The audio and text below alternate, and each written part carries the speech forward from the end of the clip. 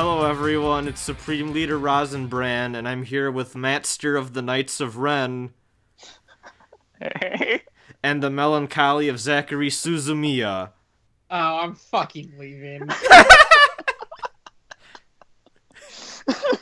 I still don't really know what that is. Anyways. Did you just call me Zachary Suzumiya? Fuck you. No, I called you the melancholy of Zachary Suzumiya. Gotta use the full title. Yeah. This is the grossest I've ever felt. God knows you feel gross. Oh! Those are the only two things I know about that show. I think also there's the time loop thing that pissed everyone off. Anyways, we're not here to talk about that. Do you want me to dig out my DVDs? Oh. Welcome to our you watched spoiler it? cast, everyone. Oh. Yeah, no. When I was a youngling. Oh no. I had a phase. It was one of the first animes I really got into, actually, other than Death Note and stuff. Damn. Okay. Jesus, what a fucking start to this bullshit. Yeah, I know. Anyways, so yeah, 2 years ago, literally almost 2 years ago, I'm pretty sure, we got Matt on to talk Star Wars Force Awakens with us right after that movie came out, and we thought we'd make this a tradition. So we have Matt back to talk to us about The Last Jedi, which we all saw yesterday. Well, Zach, you saw it today. Matt, Yeah, you saw it yesterday, right? Ignore the fact that we didn't do this for Rogue One. No, I saw it 2 days ago. Okay, then I saw it yesterday, so we saw it 3 days in a row, all together. Yep, I've seen it every day point, since. I want to point something out about that episode that, I don't know if Matt noticed, but I'm pretty sure that was the first time we, talked. It was. So I did notice. Yeah, that episode of WAFP was the first time me and Matt ever talked, and Yep. we've been in a Skype group together for a while now, and it's just kind of funny. Hey, don't watch that WAFP episode. No, It's no, fine. Just kidding. It's good. Watch it. This is No, the new. it's not. This is the new and improved one. Yeah, I finally podcast. I want to make we're gonna subvert a lot of the expectations from that. First podcast. yeah. Yes. I want to make a chart of all the people that have met through me, like each other through me. You know. Yeah. I need to turn my volume down. Sorry if I was clipping my mic. Anyways, live podcast editing. We're not live. We're so live. All right, guys. Everyone in the Twitch chat, let me know how you feel. Yeah. Oh, yeah, that was last time. Okay, so we do have some things to talk about. Keeping with tradition, Matt played a Xenoblade game because he was so excited about Star Wars. I guess. It's true. How's Xenoblade 2? Unfortunately. I always knew it was going to be good, but, this game just has more stuff surrounding it that I'm not a fan of. Mm-hmm. Those designs are ugly. So the one thing I keep hearing, because I hear about video games a lot in my life. I'm sorry. Yeah, me too. The one thing I keep hearing is a lot of people saying that it just feels like a good classic PS2 era RPG. Yeah, I'd say that. It's got a lot of the same clunk. Yeah. But it's not in a strictly bad way. Yeah, no, that's meant to be a positive statement. Yeah. If you miss traditional JRPGs, you know? No, yeah. I think it has the positives and negatives of that kind of era JRPG. It's a fun time, but some of the stuff is very puzzling. There's this... Its compass system is just one of the worst I've ever had the misfortune to deal with. It's really bad. But other stuff is just, it's so fun, and it kind of hits that sweet spot of yeah, this is really schlocky, but it's good schlocky. Mm-hmm. And it's not as aggressively open world as X was, right? No, it's definitely a lot closer to just Xenoblade Chronicles than X. Okay. I think I have a problem because I don't think I had talked about this on WAFP or really anywhere other than Twitter and Skype. I met this guy through work who really likes JRPGs and is very odd. I'm talking like the first time we met, he started interrogating me about who the villain of Jack and the Beanstalk was. Odd. And I met him again recently, just out of sheer coincidence. We happened to be same place for work at the same time. And we're talking, I was just like, small talking with him or whatever. He's like, yeah, got any JRPGs you're playing as of late? I'm like, oh, not right now, exactly. Even though that was a lie, I just kind of didn't want to talk to him. And he was like, yeah, I picked up Xenoblade 2. I'm really excited I'm going to try to beat that while I have some time off for Christmas and stuff. And then, like, he was going into how he really liked the combat, but, like, he really didn't like the, character designs. And I think he said something... Okay, so, yeah, now that I think about it, the last time he talked to me, he said a lot about how, like, he volunteered at his church a lot. Like, I think he was from, I want to say he was from Vietnam, and he moved here and he converted to Christianity. But he said that he thought the character designs did not sit well with his faith or something like that.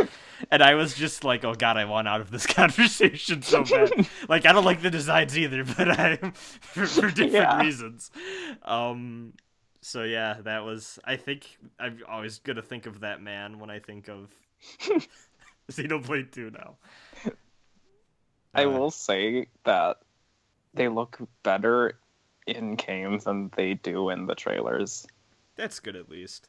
Yeah, like, I was really critical of the art style pre-release, but I think it's actually pretty decent in practice, which really surprised me.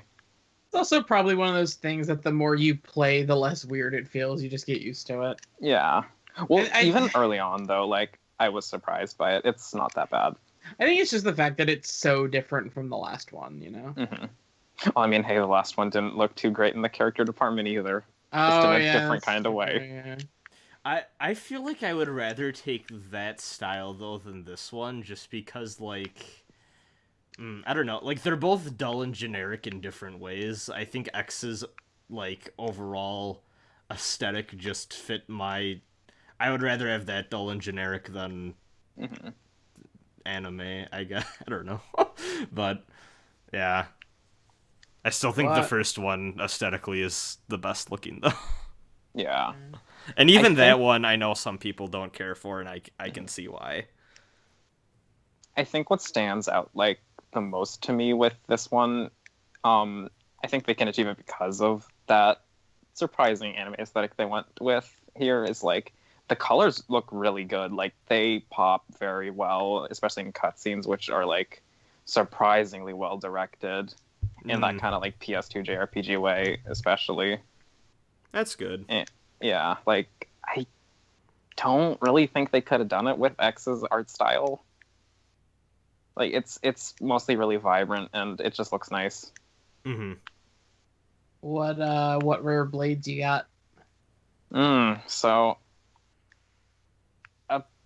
the way it works is that you get these core crystal drops, like, hey, you beat a boss, you're probably going to get a rare one, is the way I've noticed it's worked out so far, but, like, some other enemies drop them sometimes.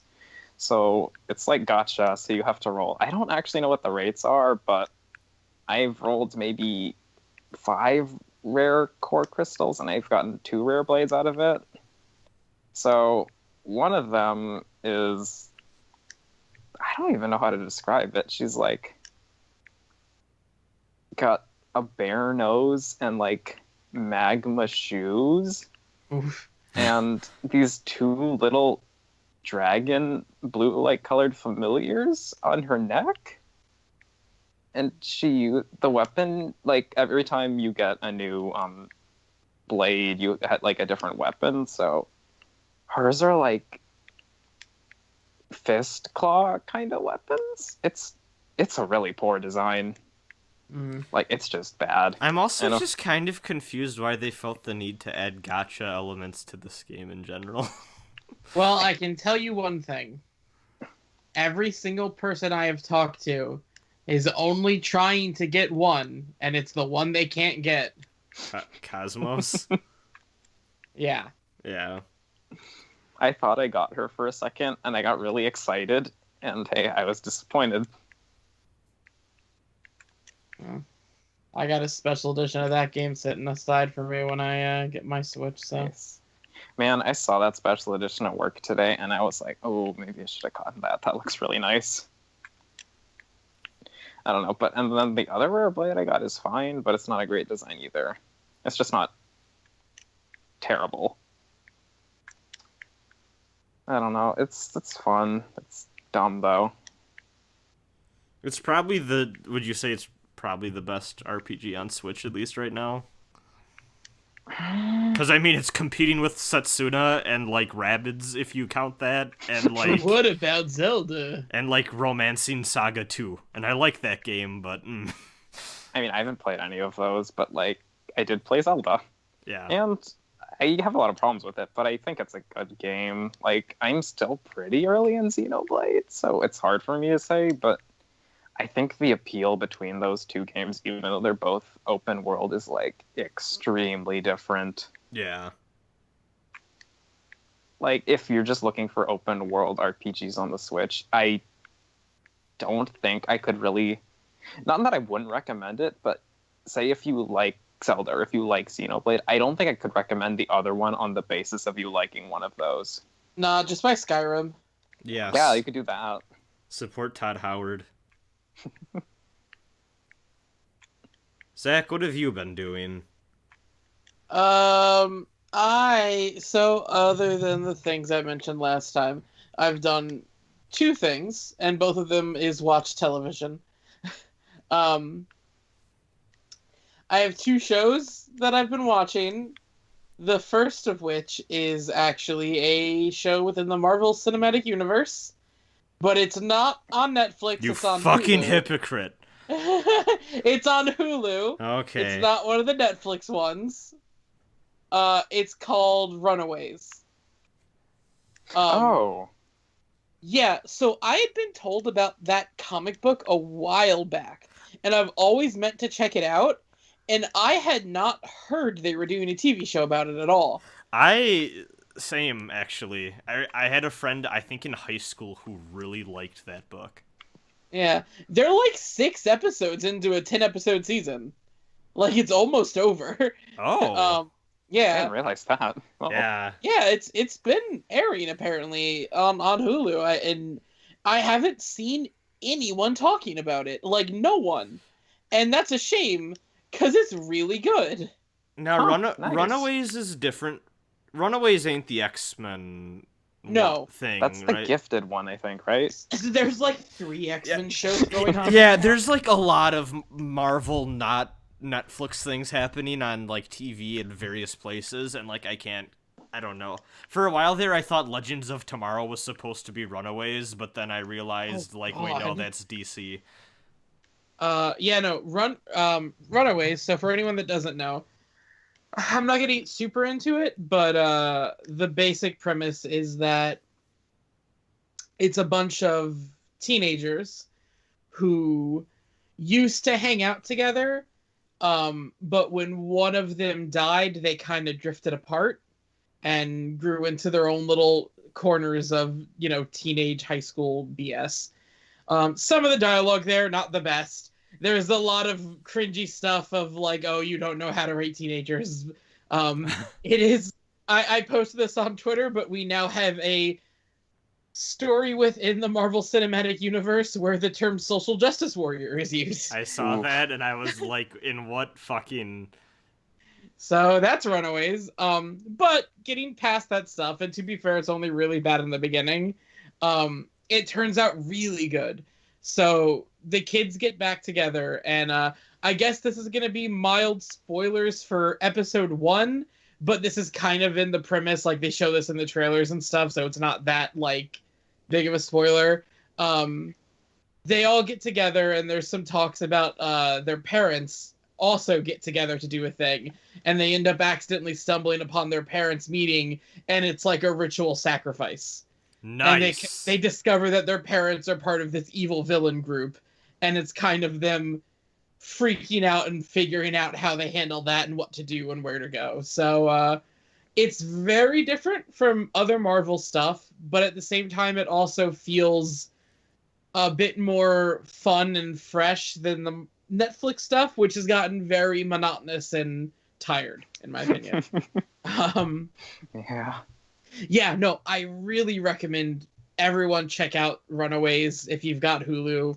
A lot of fun, really, and I'm really curious to see where it goes. The characters all discover stuff about themselves.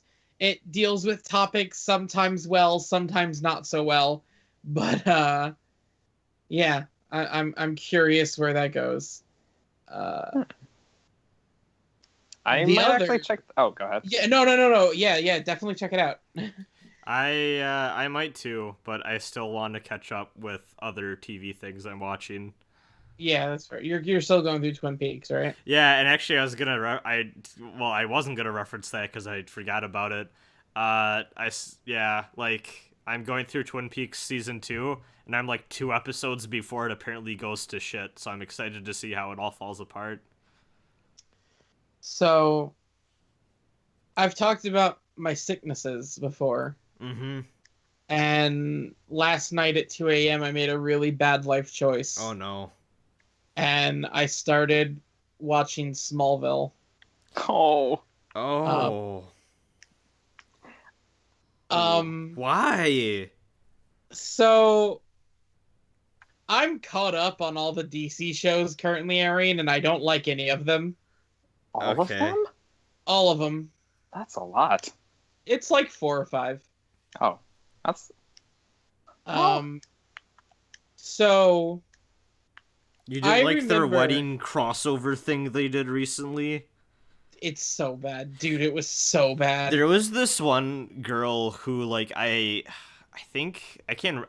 She friended me. We like sat next to each other in a college class, and like she would not stop posting about that fucking wedding crossover thing, and that's the only reason I know about it.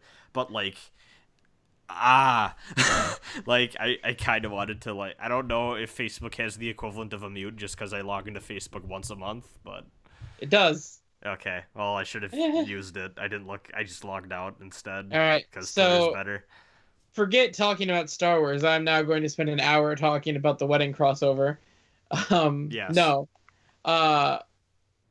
So anyway, I remember when I was a kid and Smallville was airing. Because for those who don't know, somehow, Smallville is a show that aired from 2001 to 2011 about the origins of Superman. So Superman is like a teenager going through Dawson's Creek-esque shenanigans and love triangles and all that other bullshit while also discovering powers. I remember when it ended because even though I didn't, like, I've seen maybe 7 episodes of Smallville in my life. Like, there Yeah. would be times where I sat down and it was just on and I watched it. And, like, when it ended in 2011, I was like, oh, like it was still around. well, yeah. that, but also too, like, I legitimately could not remember a moment in my life up until that point where someone hadn't referenced, like, oh, so I saw on Smallville last week. Like, it was always just that thing that was kind of there to some degree, and when it ended, it was like, oh, well, I guess they had a run. But So for me, it was the opposite, where I remember when Smallville started, and I actually think I watched a fair bit of the first season as a kid, just because it was on, and like, hey, when I was a kid, we only had like 4 or 5 channels, so I watched a lot of that kind of bullshit. That's where I saw a lot of Buffy and Angel and stuff too. mhm.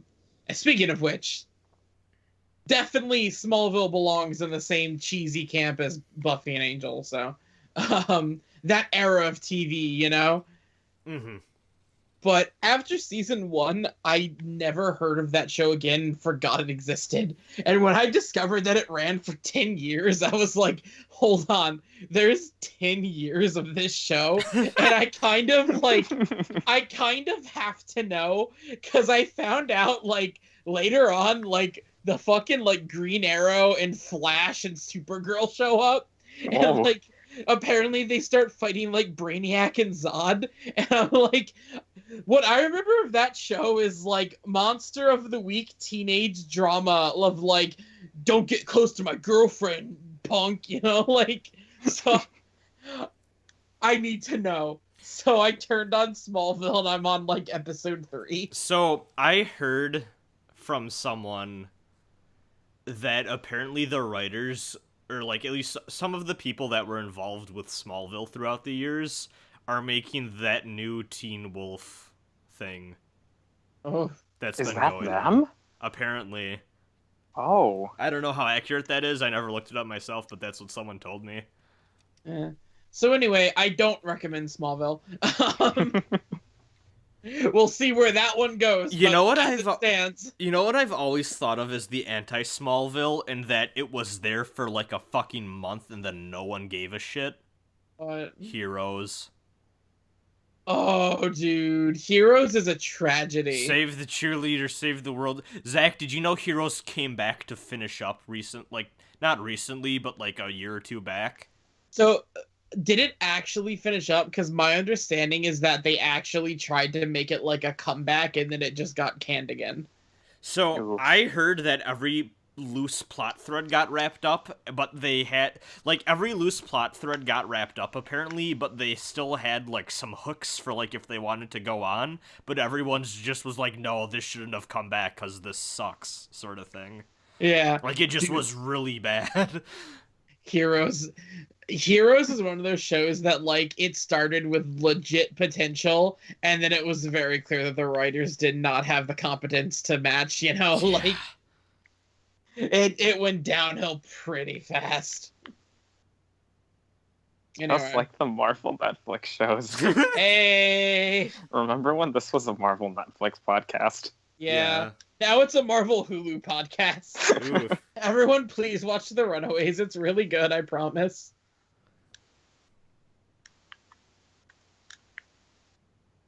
Anything else? Nope, that's me. Just running away. I got 2 things to talk about. Keeping with, like, things that are actual media talk, I'm just going to talk about something I watched real quick, other than Twin Peaks. So this morning, I found a reference to a film called Begotten somewhere on the internet. And alongside of this came a creepy image. Now, I'm gonna warn y'all, it's kind of fucking creepy, but if you just Google image search Begotten, you'll see the shit that I saw.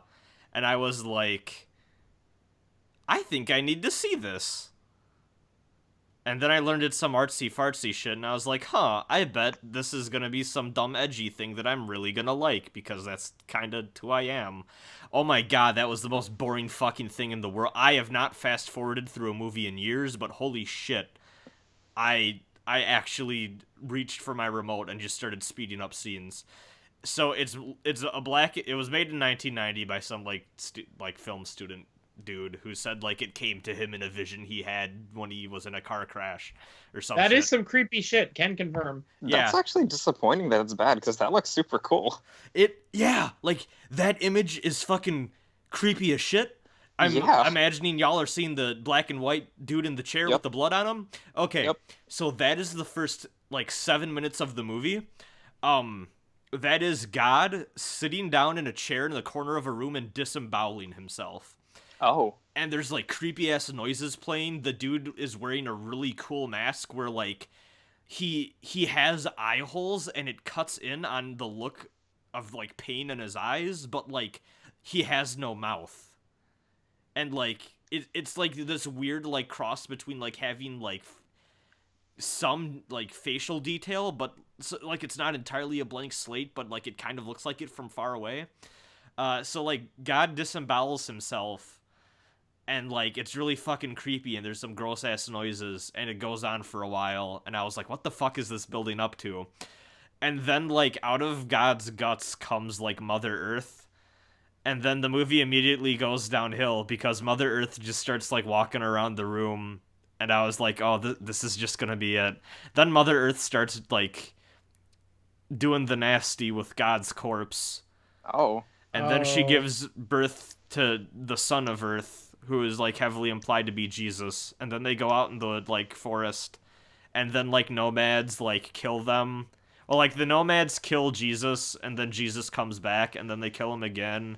and then like they rape Mother Earth, and like Oh, it's just an hour of the most pretentious ass, like there are some sound effects and like slight like gross out guttural noises at some points of like, man, you thought this was really fucking deep, didn't you?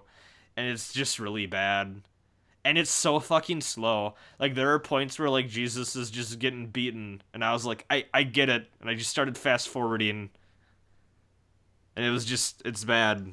It's not good. Yeah. Just That's literally Google image search Begotten, and you'll probably get more out of it than actually watching the movie, because, like, gotta give it credit. If it was just the first 7 minutes, it'd be some creepy shit.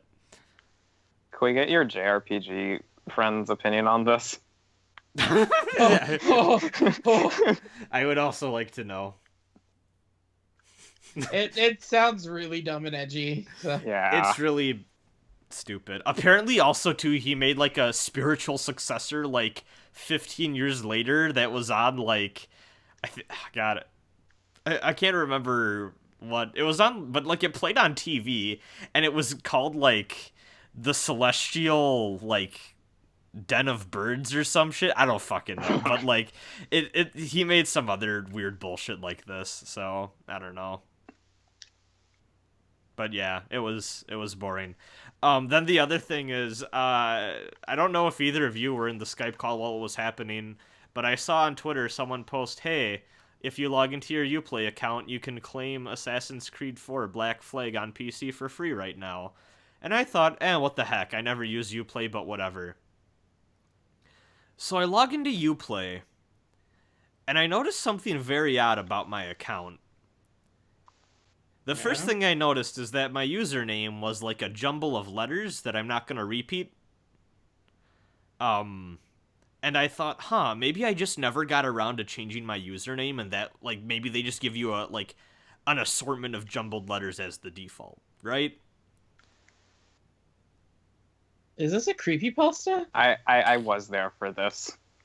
It's kind of a creepypasta. I was not there for this. So I then go onto the homepage, and it says that I'm like level 17 on UPlay, and I'm going, what the fuck? What did I do? So I look through my account history, and notice that for like a few days in November, I like leveled up 7 times in Rainbow Six Siege, which I have never played in my life. I also too, I like your UPlay history goes fucking back, and I went all the way back to like 2013 or whatever the fuck Far Cry 3 came out, because that's when my UPlay account got created. It goes way back.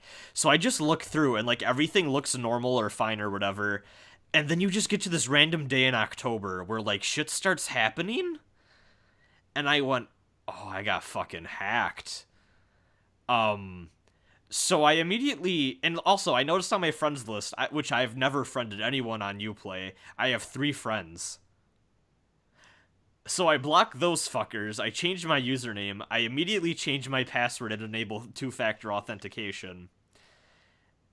And I'm just like, and then like I just kind of went to bed, and the next morning I called UPlay customer support. I told them the exact story I told you guys, and the guy on the other line goes, okay, yeah, it should be good. And, like, I worked customer support for, like, tech stuff. I don't want to ever be that guy who gives people a hard time, because it's a fucking rough job, and, like, I don't ever want to cause people problems, but I'm like, should I be worried that I got, I mean, none of my payment stuff was hooked up to it, but I'm like, I got hacked, you know? He's like, nah, just 2-factor's is fine. And then, like, he just kind of hung up on me. And, like, I'm sorry, but that was the worst fucking customer service experience I think I've ever had. I was shocked. That's pretty bad. Yeah. I was shocked. I would, okay. But, so I looked it up. Hey, just fair warning to anyone. If you've ever played a Ubisoft game that you may have created a UPlay account for, and, like, hey, it's easy for some of those to forget, because sometimes they, like... Because I think Far Cry 3 was like this. Like, they ask you to create an account, and then they just never bring it up again. They've had a few security breaches since, like, 2011, I want to say. and people just sell your account info. Because I looked at this is like this problem. I don't want to say is frequent, but it's like frequent enough that I have seen various message board. Like I went and I just Googled this issue, and people on message boards as far back as like 2012 have been reporting this same thing happening, where like someone will just like hack their account and then sell their account. Because it's like, oh, hey, this person has like 16 games, so like if I sell this person's like login info for like, $20, someone gets 16 games and, whatever. So maybe check up on that if you played a Ubisoft game ever in the past like decade. What's weird to me is that they never changed your password. Yeah. Honestly, good thing they didn't. I mean, I've had two-factor enabled on Google for a while, but like, fuck, I don't know if they tried logging into my Google at all, because like that login info was the same, which terrified me. Yeah. But I mean, I usually have two-factor enabled.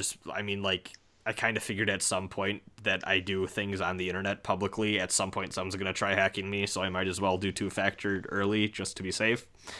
So I'm not worried about anything else being gotten, but like, yeah, I'm happy he didn't change my password. I mean, I could have just, or email, actually, for that matter, but I mean, he wouldn't have had access to my email, so I guess that doesn't matter.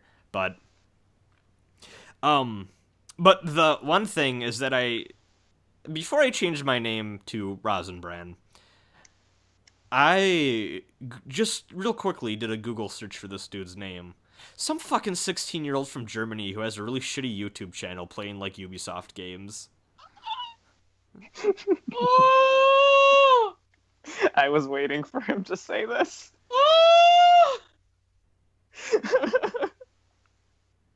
I couldn't believe, and I was like, I really want to chew this asshole out real bad right now, but I'm like, nah, he's not even worth it. Not even worth it. And I also confirmed, so I clicked on a few of his videos, and I noticed that in his various videos, it is very... So I don't know jack shit about German as a language, but you can very clearly tell it's the same dude talking. He is very clearly playing the same game in multiple videos, but has a different username in many of them. So I think he just has like 10 of these in his fucking pocket. Oof.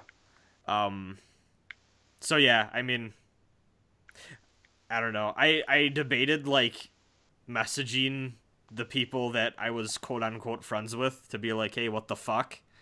But I was just like, nah, I'm just gonna block these people and I'm just gonna do whatever. But I mean, I'm like level 6 in Rainbow Six Siege and I've never played it before now, so that's cool, I guess. Nice! Yeah. And like, I'm glad I caught this when I did, because like, I think it was like around Halloween time and like early into November, he played like maybe like 4 or 5 times or something. Like he wasn't very active. He just, had like a few days worth of stuff. But yeah. So yeah, check your UPlay and shit. Man, speaking of two-factor, I had to turn on all of my stuff. I know I talked about it on a previous WAFP that like an email got hacked and they like got into my PSN and my PayPal and everything. Yeah. It happened again.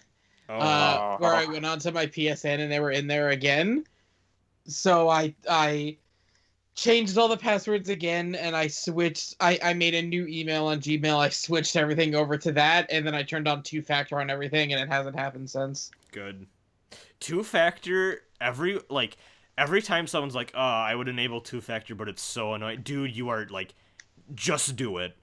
Sure, it's a pain in the ass and you need to have your phone near you all the time, but like, it will save you. Like, that's better than getting your fucking credit card stolen. Like, just do it. I should probably enable that. It's a good idea. Yeah. This has been the like year of cybersecurity issues for us, Zach, hasn't it?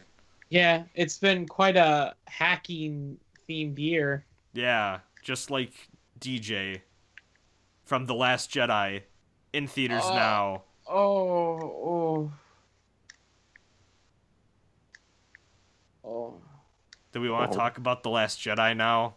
No. Yeah. Let's talk about Force Awakens. Okay. What's everyone's favorite Force Awakens moment? You know what? Actually, that's not a bad idea, Matt. Hey, no. 2 years out, how does everyone feel about Force Awakens? I get the people that are like it's too similar. I still like it a lot. Yeah.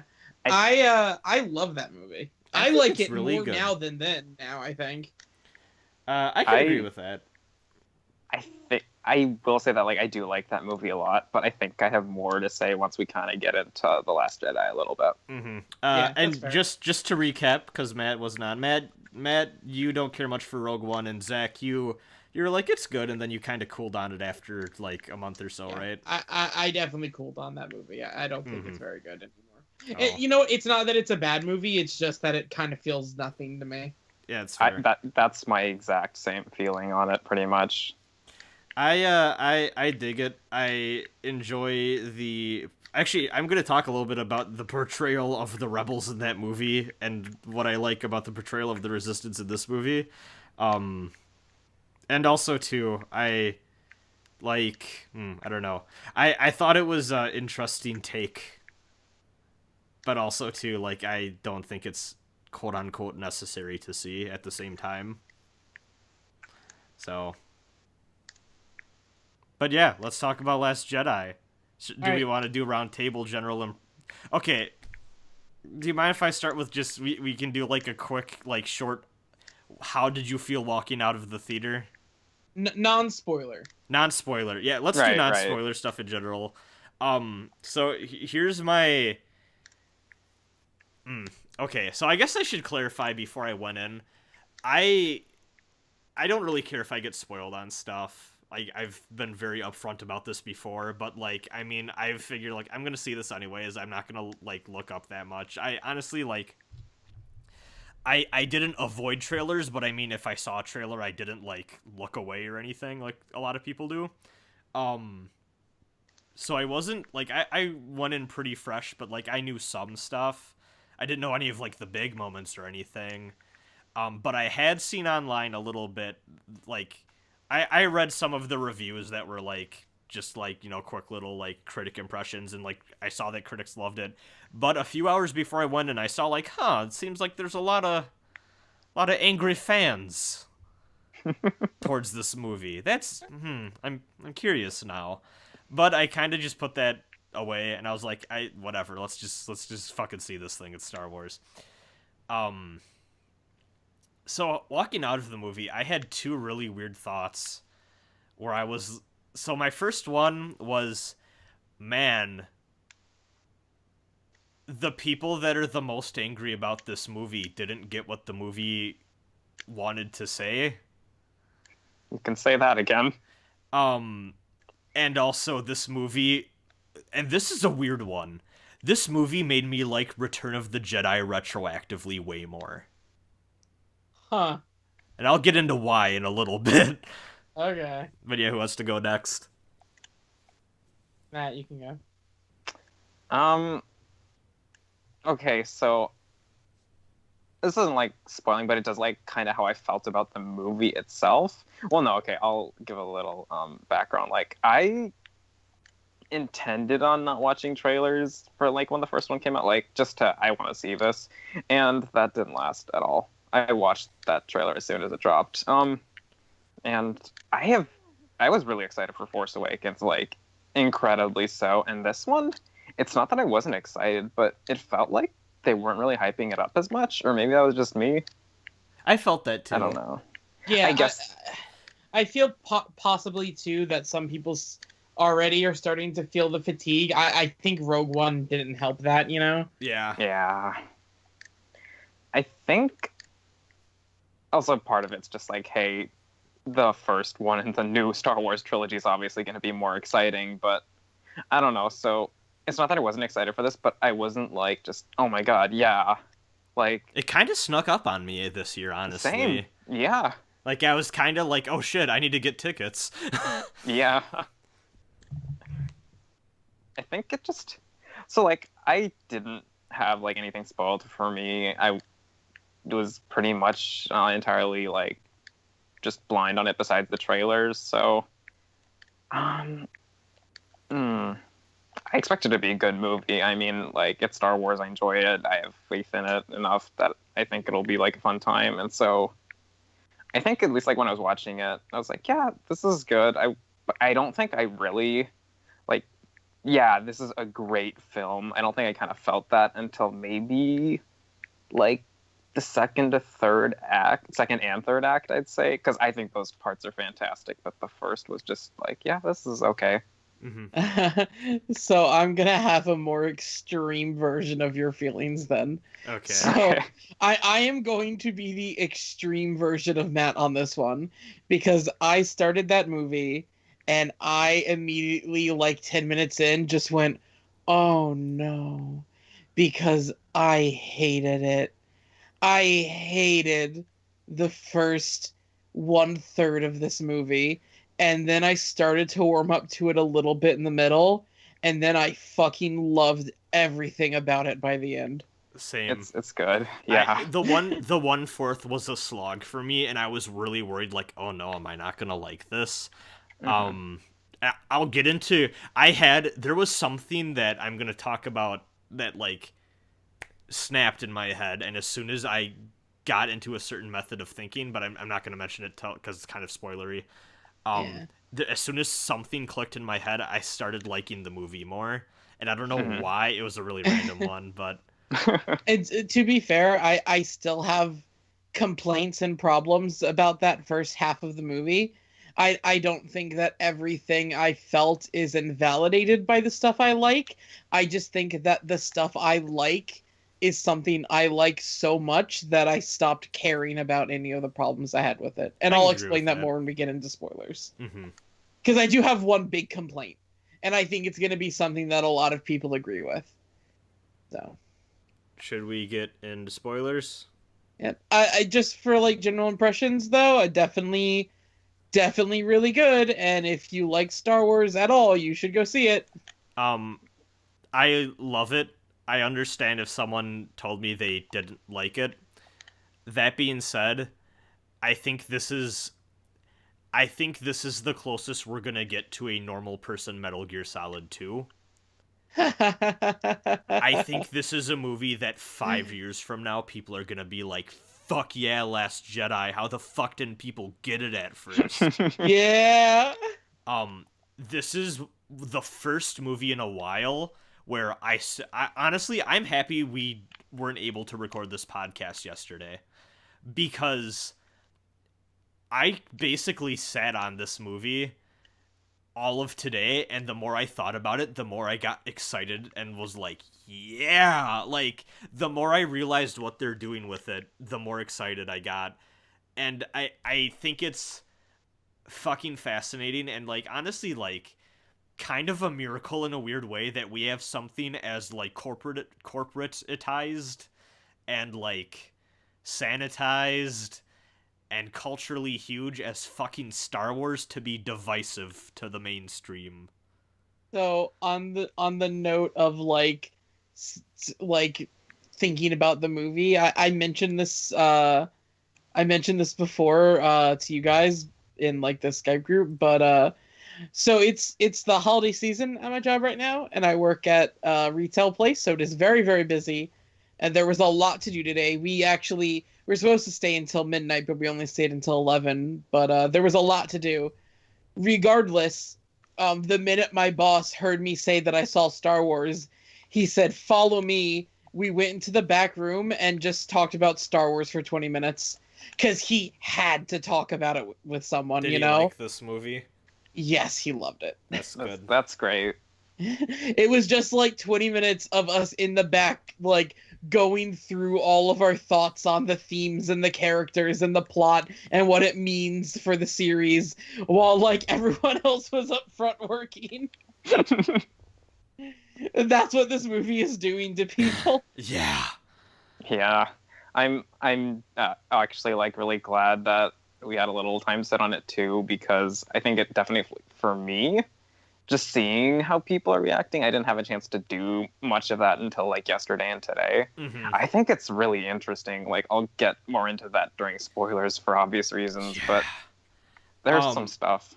My So literally as soon as I walked out of the theater, my brother-in-law texted me like, "Hey, have you seen Star Wars yet?" And I was like, "Just walked out of the theater." And he was like, "Oh man, I was gonna ask, like, because like they come back for Christmas and stuff." And he's like, "Oh man, I wanted to see if you wanted to like go catch it with me. I have no one to see it with, lol." And I was like, "I would go with you again." And I never do that with movies. So yeah, I'm excited to see it with him a second time. I'm curious to see how I think he'll like it. He's a smart man, so we'll see. Aka, if you don't like this movie, you're fucking dumb. Yeah. Oh man, I hate to be that guy, but I really think some people don't get it. I don't want to be that guy. I don't want to be that guy. Oh, okay. I am a strong believer in that, because a lot of the times I see in criticism of media and the way it's executed is like, well, that was the point. And I think, well, that's true. A lot of the times, like when people react to something negatively, like, no, that's the point. I don't think that automatically, like, means just because that's what they were trying to do. I don't think that means they did it well necessarily. But here I kind of feel like, no, like this really was the point, and I don't think it's worse off because that's the point. Okay. All right, should we get into it? I think so. It. Okay. How do we want to start this? Do you want to do just like plot rundown a little bit? Yeah. I mean, what's the intro scene again, even? Okay, so this is actually... The intro scene is a good way to segue into my only real problem with this movie in the first half. Yep. Because the intro scene is a your mother joke. Yeah. So one thing my boss did say when talking is like, well, that's Poe's character. Poe did that in the first movie too. He introduced the first movie. He introduced The Force Awakens with a joke. Yeah. That being said, my issue with this movie is that for the first half, it seemed like they had to fit a joke into every scene. Yeah. And it felt very Disney. It felt very Marvel. It almost seemed like they were afraid to have sincere or serious moments without a tension breaker. Mm-hmm. And sometimes they worked, and sometimes they really didn't. Yeah. A lot of the stuff with Luke I didn't think needed to be there. And like some of them made the audience that I was with laugh, but like the bit where he tickles her hand was like, no, can we actually have a real moment here, please? You know? Yeah. A lot of them also kind of felt like, and I don't know anything obviously, but a lot of them felt like maybe they were added into the script later on because Disney wanted more jokes. Because once the movie gets serious, not only do they stop needing to do that, but also the jokes get funnier. I had a moment, so like I don't know where else to mention this, so I'm just gonna say I had a moment in the theater where I like had an out-of-body experience, and I went, I'm in a room full of people, and we're watching on a giant projected screen Luke motherfucking Skywalker get milk out of the titties of this whatever the fuck creature and swallow it whole. About that. And I was just like, this is a moment in my life that I'm having, you know? Like, what the fuck is going on? That was really weird. I saw a tweet, like, the day I saw it. I thought it was a joke. Like, it was just, I think it was, my review of The Last Jedi is that it really satisfies my criteria of being the only movie in the series with lactation in it. And I thought that was a joke. And it wasn't. So... that one is especially to me. God, it's bad. Because it's clear what they want to do with it. They want... because it's supposed to be like Yoda. And Yoda he was supposed to be the Master Jedi, and when you met him, he was a quirky, weird hermit, and they wanted to do that with Luke, but it was just really uncomfortable. Yeah. I don't think it worked, even with, like, his character in mind. It didn't work. Yeah, it's... God, like, right after he drinks the milk, like, he just kind of, like, looks into the camera almost and is like, yeah. I'm like, oh, it's bad. I just drank this. Okay, so... I I want to say real right off the bat. I want to say that while I did say like the 1/4, like first fourth of the movie, I thought was kind of a slog. I will say the fact that the beginning of the movie is Poe doing a cool thing, but also kind of fucking up and getting a shit ton of people killed, and the movie doesn't pull its punches with being like, no, you just killed a bunch of our guys, was... I liked that a lot. And he also kind of doesn't learn his lesson for a bit. Oh, I have a question about this. I felt like part of it might be me just not remembering his character from Force Awakens that well, because, hey, he didn't have that much screen time in that. But I felt like it was... I don't know if this is, like, correct, but I felt like it was a little bit out of character. I can't remember... He seemed a little reckless in Force Awakens, but he didn't really have the plot screen time to do anything with it. Yeah. Yeah. He seemed very impulsive, but it was all speculation based on the little we got. Mm-hmm. Yeah. I guess that makes sense. It never really felt like to me watching Force Awakens that, hey, he'd be so impulsive to get all these people killed. Yeah. I mean, I don't think it was bad. It kind of surprised me. Actually, I guess even moving back, how do y'all feel about the fact this movie starts like a few seconds after Force Awakens ends? Oh, well, I mean, I knew that was going to happen. Yeah, I mean... Yeah. When they ended with, like, her handing out the lightsaber, it was very obvious we were going to smash cut to the next frame, you know? Yeah, I just think it's funny because from, like, the Resistance perspective, they go from, like, celebrating to, like, oh, fuck, in the matter of, like, hours, you know?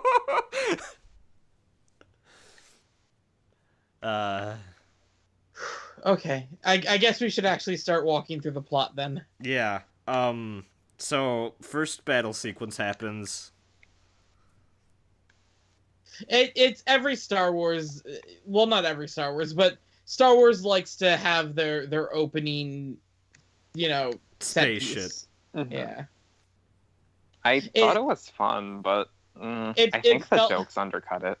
Yeah, the jokes really do undercut it. That's a huge problem in the first half of this movie. But it felt kind of like what Revenge of the Sith wanted to do done right. Yeah, agreed. Yeah. That's actually really good. The first shot where, like, the camera's moving like that, I immediately thought Revenge of the Sith. Yeah. Mm-hmm. Yeah, that worked out pretty well. But it was, it is what it is. Mm-hmm. I think what really stuck out with me, like, I know it kind of goes back to what we were saying, but, like, that dialogue between Hux and Poe when they're, like, kind of talking because he's stalling for time for the Resistance, I felt like it went on a little bit too long. It was a weird way to open the movie too. Yeah, with like you're breaking up joke. You're breaking up into a your mother joke. Yeah, and he says it like 4 times. Yeah, I don't know, like, it was odd. I didn't expect it to do that because I feel like it was a little bit a different brand of humor than Star Wars usually has. Oh, it definitely was. Yeah. It was very like Avengers, Yeah, like I was the whole time I was thinking, like, this is kind of Whedon-y. Yeah. I feel like that's the thing that's gonna permeate throughout blockbusters for like a good while now. Especially ones coming from Disney. Yeah.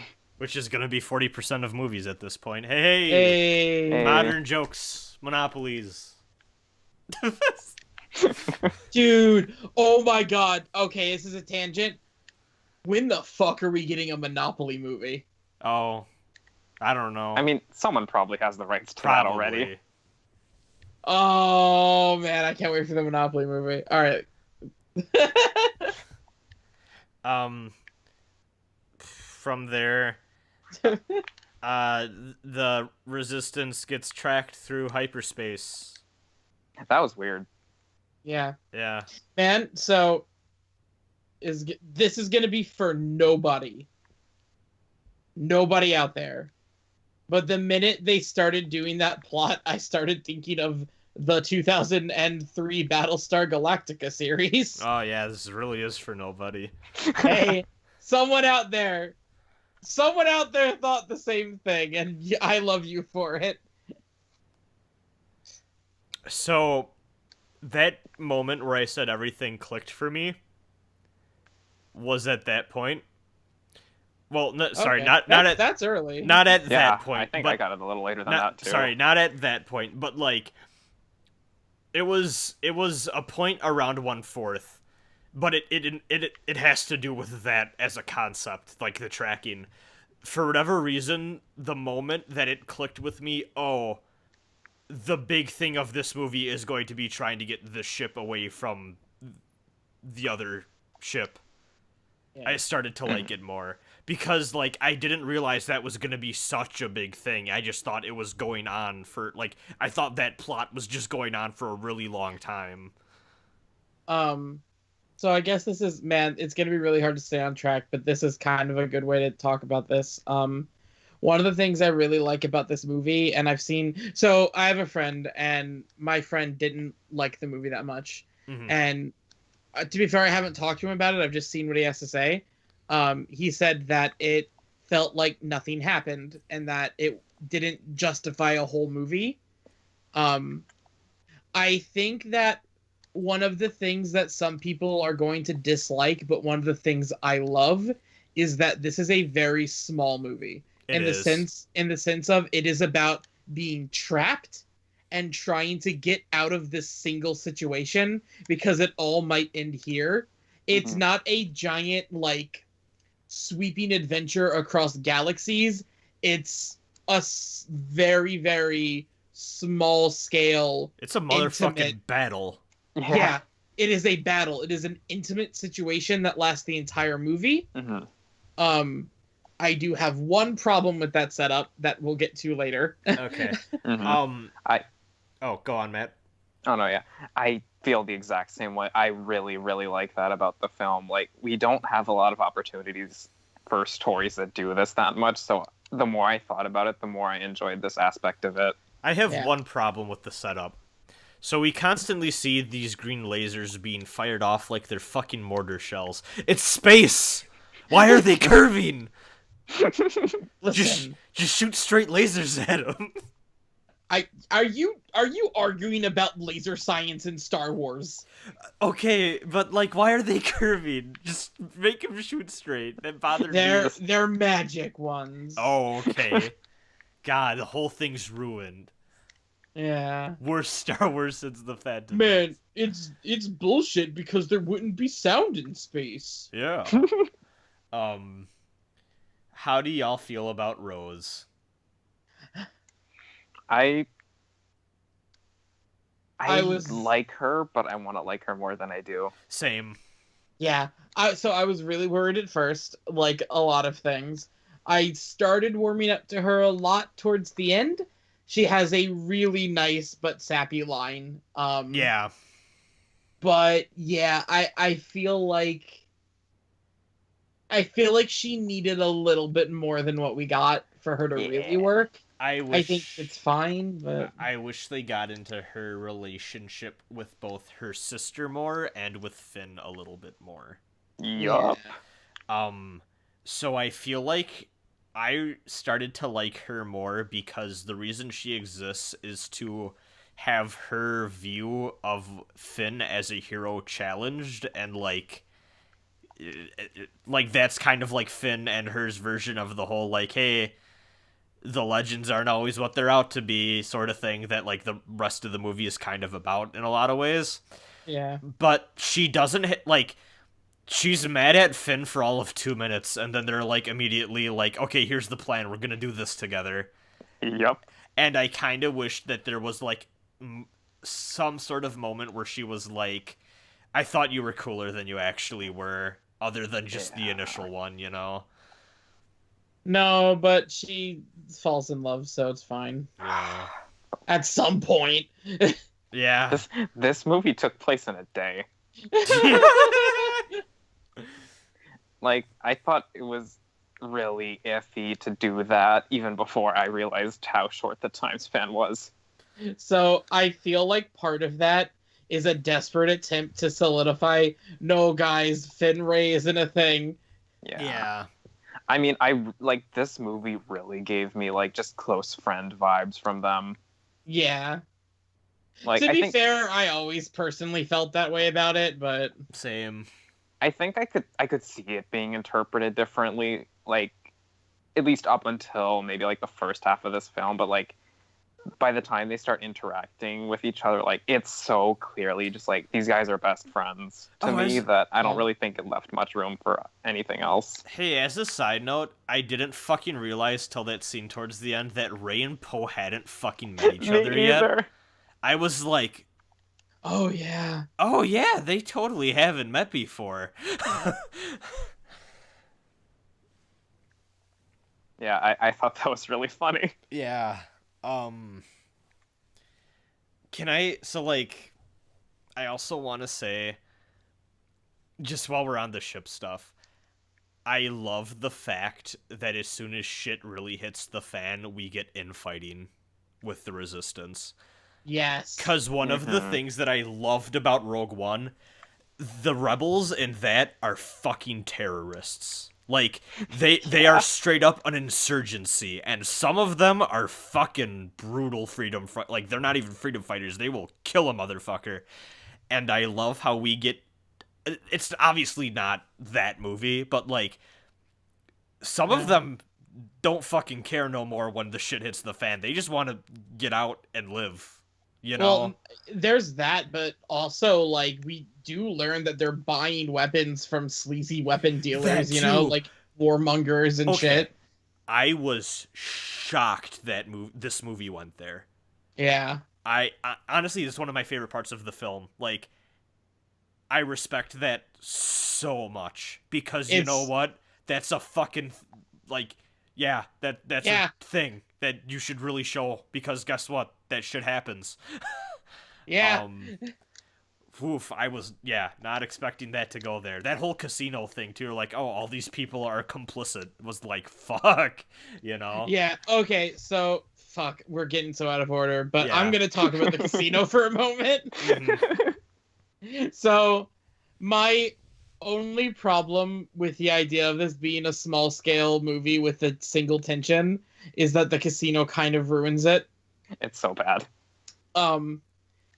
I really, really disliked the entire idea of the casino. I didn't dislike the casino itself. I thought it was fine as a thing, just not in this movie. Mm-hmm. Because it breaks the tension in a way where, like, okay, hold on. They just went away to this other location, but the whole thing was like, the tension works so much better if no one can get away.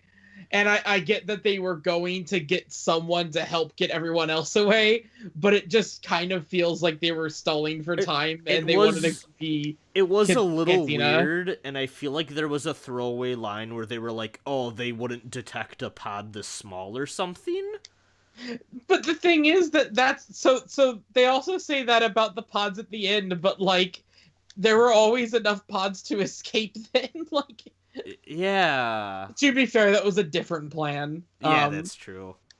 But also, it's not so much from a... So yeah, the plot does justify it. It's not really an issue from the plot perspective. It's more a cinematic perspective. Yeah. Where I think the idea of a small, like, how do we escape plot works better if you don't cut to Casino Planet with goofy aliens putting coins into BB-8. I honestly would have preferred at that point that, like, I almost at that point wanted them, like, Finn and Rose to, like, be some, like, maybe they had taken a medical pod, like, you know, were stationed on, like, a medical pod for him or something, and they happened to see what was going on with the main ship, and were like, oh shit, we gotta do something. Other than them just being on the main ship. Mm-hmm. Yeah, like if they were already away, that would have worked. Yeah. But at the same time, too, I also like the idea of them just, like, staying in that situation. And, like, they could have gone somewhere closer or have met that code man, arms dealer situation, like, within the fleet itself. I don't know. Oh, when the fucking ATSTs started firing, and they were, like, very clearly hacked, I was like, oh, he was a good guy the whole time. And then they show it was BB-8 who did that, and I was like, oh, that fucker just, like... No, that fucker was evil. He just fucking sold their shit and got away. I thought they were, like, I thought it was gonna open up and it was BB-8, and then I thought the one next to him would open up and it'd be him. Nah, it was just BB-8. Yep. That's my boy. Yeah. Or girl, I think, actually. I don't know. There was a controversy about that 2 years ago. Yeah, I Was remember there? that. Yeah, there was. Yeah. Everyone I wanted to missed assign that. gender to BB-8. Man, hey, there's a good video about this by Lindsay Ellis about, like, Transformers and the way robots are gendered. You should watch that, Hey, listeners. Lindsay Ellis makes good content. I haven't Yeah, she kept up with does. her in years, but she at least used to make really good content. I don't know who that is. She was the nostalgia chick.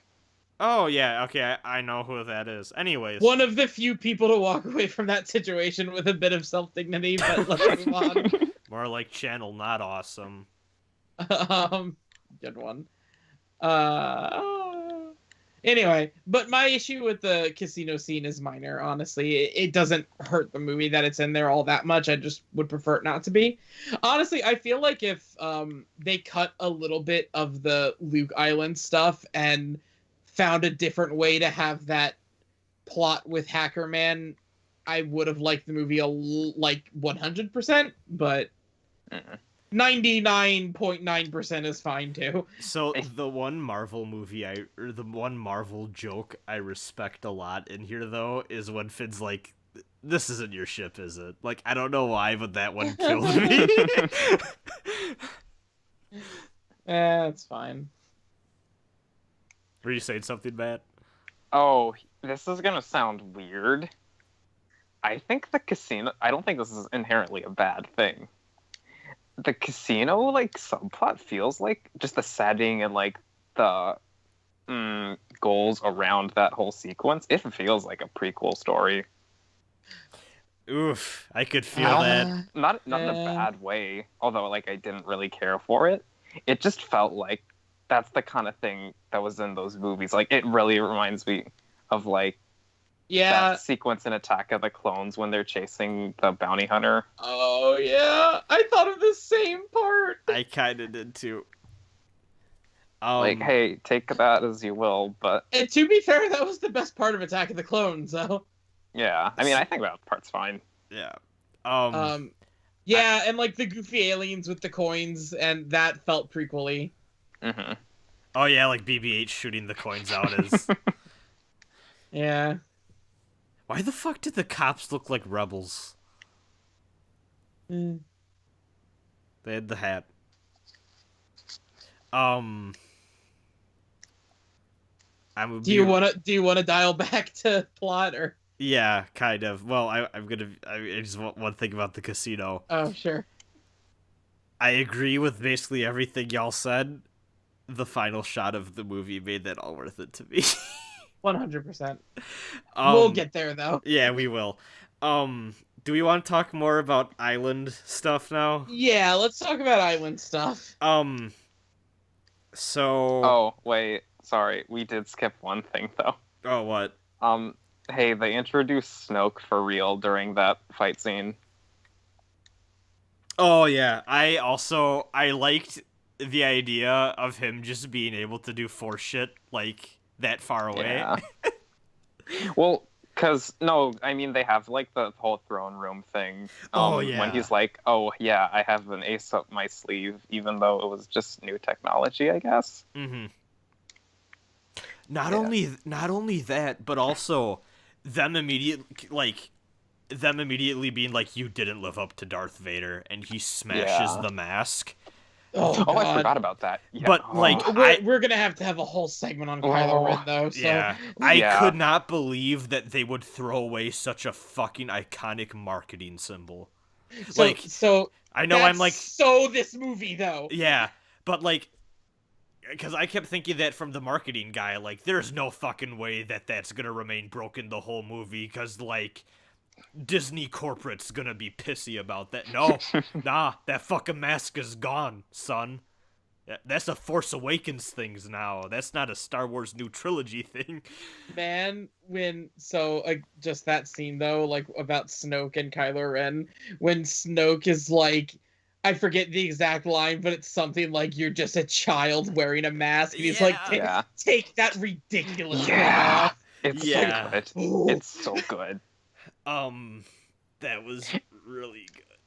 I think what really sold it for me is that, hey, because this happens right after The Force Awakens, his mask is already kind of broken a little bit. Yeah. Like, his speech is, like, clearly, like, messed up, and it just really hits home how much he failed in that movie. Oh, God, yeah. But we're gonna talk about Kylo Ren, so let's talk about Luke and the island. So I will say, the moment he threw the lightsaber behind him, I was super on board. The moment he threw the lightsaber behind him, I was worried. Me too. Because that's where the comedy started going, oh no. Yeah. Okay. I liked it as a thing, but like the joke is like, I don't know if Luke would really do that in that kind of comedic way. Yeah, that's true. Luke feels a little out of character at first. Well, actually, I'm gonna go further than probably both of you on that. And this might just be because, like, ever since I was a kid, I've always liked looking up interviews and like talk show stuff with both of them. I feel like both Leia and Luke feel less like. I mean, people change over 30 years, but Luke Skywalker in this movie feels like Mark Hamill is playing Mark Hamill. The minute you said I looked up interviews, I knew what you were gonna say, and I agree. You're right. I didn't think about it, but I agree. And Leia kind of feels like she's playing Carrie Fisher. Like, Carrie Fisher feels like she's playing Carrie Fisher a little bit. Not as much, but there's a few things. She's a little less kooky than Carrie Fisher was. Did you see the thing that Ryan Johnson tweeted about Carrie Fisher a few days ago? No. Someone asked, like, what's up with all the jewelry everyone's wearing in this movie? And he went, Carrie Fisher, like, grabbed my arm one day and was like, everyone needs more jewelry. What a wonderful woman. Yeah. Did you guys see the thing in the credits? Yeah. No, I didn't. After the main cast in the credits, it says dedicated in memory to our wonderful princess Carrie Fisher or something like that. It was really good. Oh, that's yeah. Yeah. I think there's, I don't remember what they were. There's like maybe two lines that really reminded me of like original trilogy Leia, but I just can't remember what they were. Okay, so like just while we're talking about Leia, do we want to talk about probably the most controversial scene of the movie? Sure. So here's my thing. I understand why people don't like it. I think personally, I really dig it as a concept, but it's shot really weird. And it felt like it's shot in a way that feels like it doesn't belong in the movie around it in a weird way. Yeah. And I knew going in that they claimed, at least, that they didn't reshoot basically anything following her death. Like, they were done with Carrie Fisher scenes. Yeah. By the time she died. So that was in there as is. But yeah, I believe it. But boy, if someone didn't know that, I could totally see someone thinking that they added that scene in after she died. Really? Like, or at least changed it up to be more of a thing, you know? Yeah. I could see that, I guess. But, like, it feels like it becomes a different movie for a little bit. You should explain what the scene is. Carrie Fisher becomes Superman and uses the Force to fly to safety after being shot out into space. Which, honestly, fuck yeah, Leia using the Force. That's awesome. I love that. That's awesome. Here's the thing. It never fucking made sense that she didn't. Yeah. Yeah. And, like, even if you go back to the original trilogy, they talk about her like, no, there's another Skywalker. Luke's not the last hope, you know? Yeah. It makes no sense that she wouldn't have it. If anything, she should be using it more in 7 and 8. You know? Yeah. And hey, man, here's what really fucking sucks. It is so clear that was supposed to be a thing in 9. Yeah. This was build up to a big moment for her in 9. You know what really bums me out? Yeah. So I posted a thing that was like, oh, here are my predictions before I'm gonna see the movie.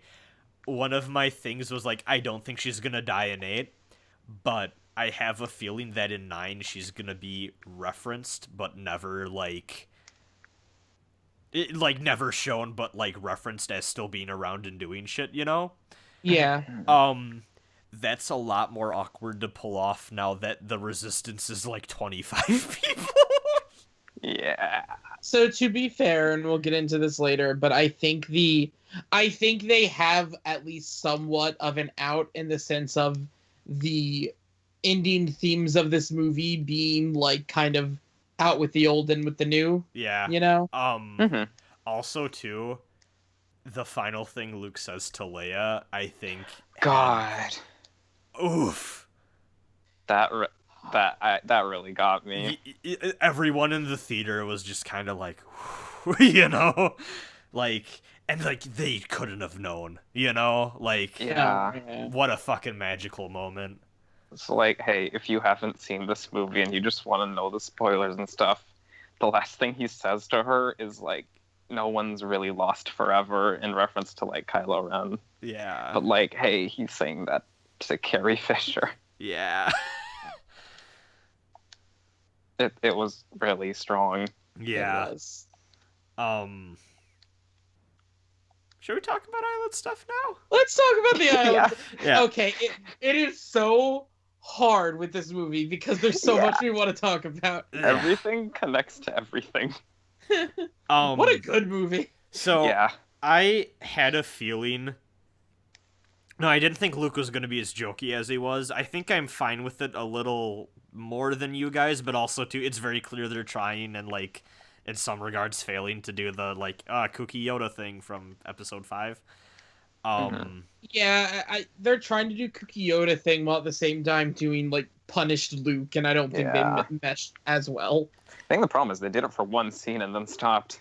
The thing that I love about this Luke is I was kind of having those thoughts that I think a lot of the people that are angry are having, and then I totally realized what they were doing, and I think that this is going to be what a lot of people see when they think hard about 5 and 6 again. Like, not through the lens of nostalgia, but actually what's in the content of both those movies. This is the Luke that is the continuation of Return of the Jedi Luke. Everyone and their mother, and this was always a thing in, like, whatever novel or whatever the fuck that anyone ever made that was, like, set after 6, like, whatever, like, expanded universe bullshit, and what I think every kid always assumed is, like, oh yeah, Luke's gonna be, like, an Obi-Wan style sage, you know? Yeah. Luke is... The entire point of Luke in 5 and 6 is that he is constantly on the edge of doing the wrong thing. Yep. But then decides at the last minute, no, I'm better than this. And that's what that Kylo Ren moment is. It is such an amazing thing. And no one gets it. So I was talking, my thing is like, how could anyone sit here and say they would be okay with a story where someone overcomes their weakness once and never, ever has to face it again? And, like, I'm gonna be honest, I think that's not how people work. Yeah, but, like, not only that, I think the idea of Luke Skywalker being a sage is the most safest, boring thing you could have done. Now, what I thought it was gonna be, judged off the trailer, was I thought he was gonna be like, hey, the Jedi died out for a reason, and I thought this was gonna be him ushering in, like, him being like, my generation's done and we're dying, you need to make your own cool shit. And they play around with that a little bit, but it's clear it's more of like a reformation than it is a total destruction. I also too like that Luke is look, you see an old Luke that at certain moments in this movie is genuinely afraid. Yeah. The one line in the movie that actually really pisses me off, because like I'm like, I have a feeling they're gonna forget about this. That moment where he goes, "You went to the dark right away," Yeah, you dove like right in. and that No freaks hesitation. him out. Yeah. Yeah. And I was like, "What does that mean?" Oh, as like a side note to that, God, you're right, Zach. Everything leads into fucking everything with this. That mirror scene was the most not Star Wars thing ever, and I love it. I was Uh, it was like it made more sense once this whole scene played out. I was really confused why we were getting a first person narrative at first. Yeah. yeah. Hey, sometimes this movie does like. Also, too, I kind of wish they didn't flash back both times to Kylo's and Luke's version of events that night. I rather wish they just told us and it was left up to our interpretation. I disagree completely. Oh, really? Because what I love about that scene is how there are subtle changes in how they both saw the events. I like that too a lot, actually. Like when they shift the, so like, hey, the deal is like Luke almost killed Kylo Ren because he saw the darkness in him, whatever, and he's like, oh, this is terrible. I can't let this play out. And he has this moment of weakness, and he's like, I could put an end to it right here. So he's standing over him, Yeah. like Kylo Ren's sleeping, and he just like takes out his lightsaber and ignites it. He's like, you get the first like telling of this moment from Kylo Ren telling Rey. That's what it was, right? Yeah. Yeah. And then And later Luke looks on, pissed. yeah. Luke looks pissed and there's no hesitation. Yeah. And- Now. Oh, carry on. Oh no, like just the whole time I'm watching, I'm just like, what is up with this? Like, hey, I gotta know, and they deliver on that extremely well. I Like- agree. The only thing is, we now have a definitive, like, Luke's version of events is clearly what happened. Is it? I'm pretty sure. So maybe. I feel like if they just had told us, it would be more ambiguous, and I think I kind of would have liked it more. So I think the fact that we saw two versions of the events implies that what we see is how they both remember it. Yeah. Yeah. And when definitely. situations like that happen, I always personally assume that somewhere in the middle is the truth. I would in anything that's not Star Wars. Yeah, but I think this movie has proven itself that it's not just a Star Wars movie. You know, Yeah. Well, that being said, even if it is just Luke's version is the one that really happened, the fact that we get to see that Kylo Ren's interpretation of events is different, I Yeah. think has enough merit to justify showing it. Yeah. I think like the point is that it's equally real to both of them. It is, Yeah. definitely. Like especially in when you see like Luke's telling of the story, like he had I don't remember what the exact line was, but I thought it was really strong. Like he's super down on himself for doing that. Well, like he says, like, as soon as I ignited the saber, I felt regret and shame or something like yeah, that. And I it's thought like, that oof. was really good. Yeah. And like just the way they have the camera shift in that scene, like you see like Kylo Ren, like he's like just completely betrayed, like this person who is supposed to just be teaching him and like guiding him is like about to kill him. And when the camera just shifts, like it's focusing on Luke's lightsaber and it angles in the way that you can see that Kylo Ren woke up during the scene, and he's just a scared like child in that scene. Yeah. Luke says that too. The line that killed me was like, I looked into his eyes and they were the eyes of a scared child whose master failed him. It's like, oh, It's fuck. Yeah, that's good. I don't think it would have been effective without both of the versions in there. Yeah, I agree. I could see it, yeah. That being said, fuck all of the island bullshit with the little animals and the caretakers. Yeah. I don't need any of that. That's the stuff that's like, okay, if you wanted to just have the porgs, fine, but why do we need to have weird alien caretakers? They're just there for comedy. They have always been assistants to the Jedi, Zach. Fuck off! Always. And that's what. So like we get these scenes of like, oh my god, this is incredible, and then wacky like, whoops, Ray broke the wall, and the caretakers are pissed. I want them now, and I thought about this when I saw the caretakers in the movie, and they referenced that line. When 9 is done, I want them to go back and make special editions of the prequels.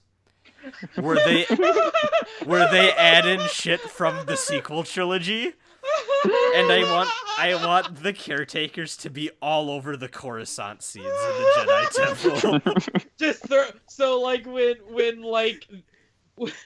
when Obi-Wan and like Yoda are watching the recording of Anakin killing the kids, there's like 6 of them in the background shaking their heads. I want them to like cut a song into it at the end, like as a parallel to the Ewok song. Oh yeah. No, throw them into the Ewok song too. Oh no. Okay. They'll do Qui-Gon Jinn's like cremation, but they're singing. Yes. Oh god. Oh. Fuck, there's another island thing I wanted to talk about. Well, at some point early on, we can talk about how Kylo Ren and Rey have a connection.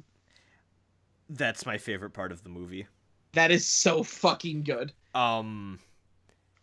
You know why? And Why? people are gonna fight me on this. I don't fucking care. Rey and Kylo Ren have more on-screen development and a relationship than Luke and Vader ever did. Oh yeah. Oh, absolutely. And people are gonna bitch and moan about that, but I'm sorry, it's true. Like, that Force connection thing made one of the most interesting character dynamics I've ever seen in Star Wars. It is really good. Fantastic. Yeah, by far. There is so much character development and like real honest. And the thing is too, like, it's not even a sense of, oh, Rey was listening to Kylo Ren's lies. They have honest talks, and they're fucking right about stuff, you know? Like, yeah. During, like, when those conversations started happening, so there's a few things, and, like, one of them goes into, like, I'll explain it as I go. So, Zach, maybe a week back, we had a conversation about KOTOR 2. okay. And we were talking about, because, like, one thing that KOTOR 2 does really well, and you see it a lot in expanded universe stuff that wants to be, like, subversive, is like, hey, let's bring in grayish morality into Star Wars. You know? Something that's very traditionally good versus evil. And, like, that's kind of the thing that kind of the default is if you want to be, like, different with Star Wars. You find that weird middle morality zone, right? What I think this movie blew my fucking mind with is it didn't suggest something in the middle. What both sides at the, like, by the point of this movie are suggesting is, hey, maybe, like, the dark side's thing is like, hey, the dark side kind of sucks, but we can make it better though. Or, hey, the light side has some fucking problems, but we can reform and do better. Yeah. They're acknowledging the problems of the past to try to make a new, cooler thing of both their sides, and there's, like, the way they describe it, there's, like, merits to both of what they're saying, and it's really interesting. I think what makes it so compelling is that, like, that's what the, like, Kylo and Rey, that's what the characters want themselves.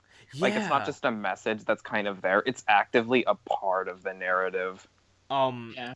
And one thing that, so this is one of the lines that Snoke referenced in his very brief appearance in 7, but, like, apparently got expanded on more in the novelization, and it's been, like, a big fan theory type thing of, like, oh, this is what's gonna happen. So apparently the reason, like, part of the reason Snoke expressed, like, interest in Kylo Ren is that he has the light in him still yet. Like, he is mostly dark, but he also has the strength that comes with the light still somewhat in him, even though that is also a part of his weakness. So, apparently in the novelization, they go into Snoke's idea with what the First Order should be. And I don't think this was on purpose, but it kind of matches up with real-world political shit right now. Oh, here we go. Snoke's vision for the First Order is he looked at what the Emperor did and he said, no one liked that. How far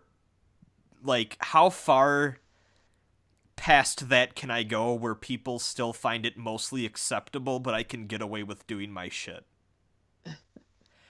And I love that idea so much. And, while that idea isn't necessarily in this film, I love the idea of the dark side kind of like real-world shitty ideologies do, where, it's trying to edge towards the light to be like, how far can I go to get away with doing bullshit? You know?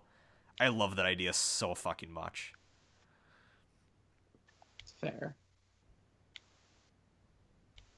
Part of me was legit wondering when they were talking, is it called The Last Jedi because at the end of this movie, Rey and Ren are gonna make their own cool third thing? What the fuck is gonna happen? So, while that doesn't happen, I will say, has there ever been a better title drop? No. That was... No. God. Oof.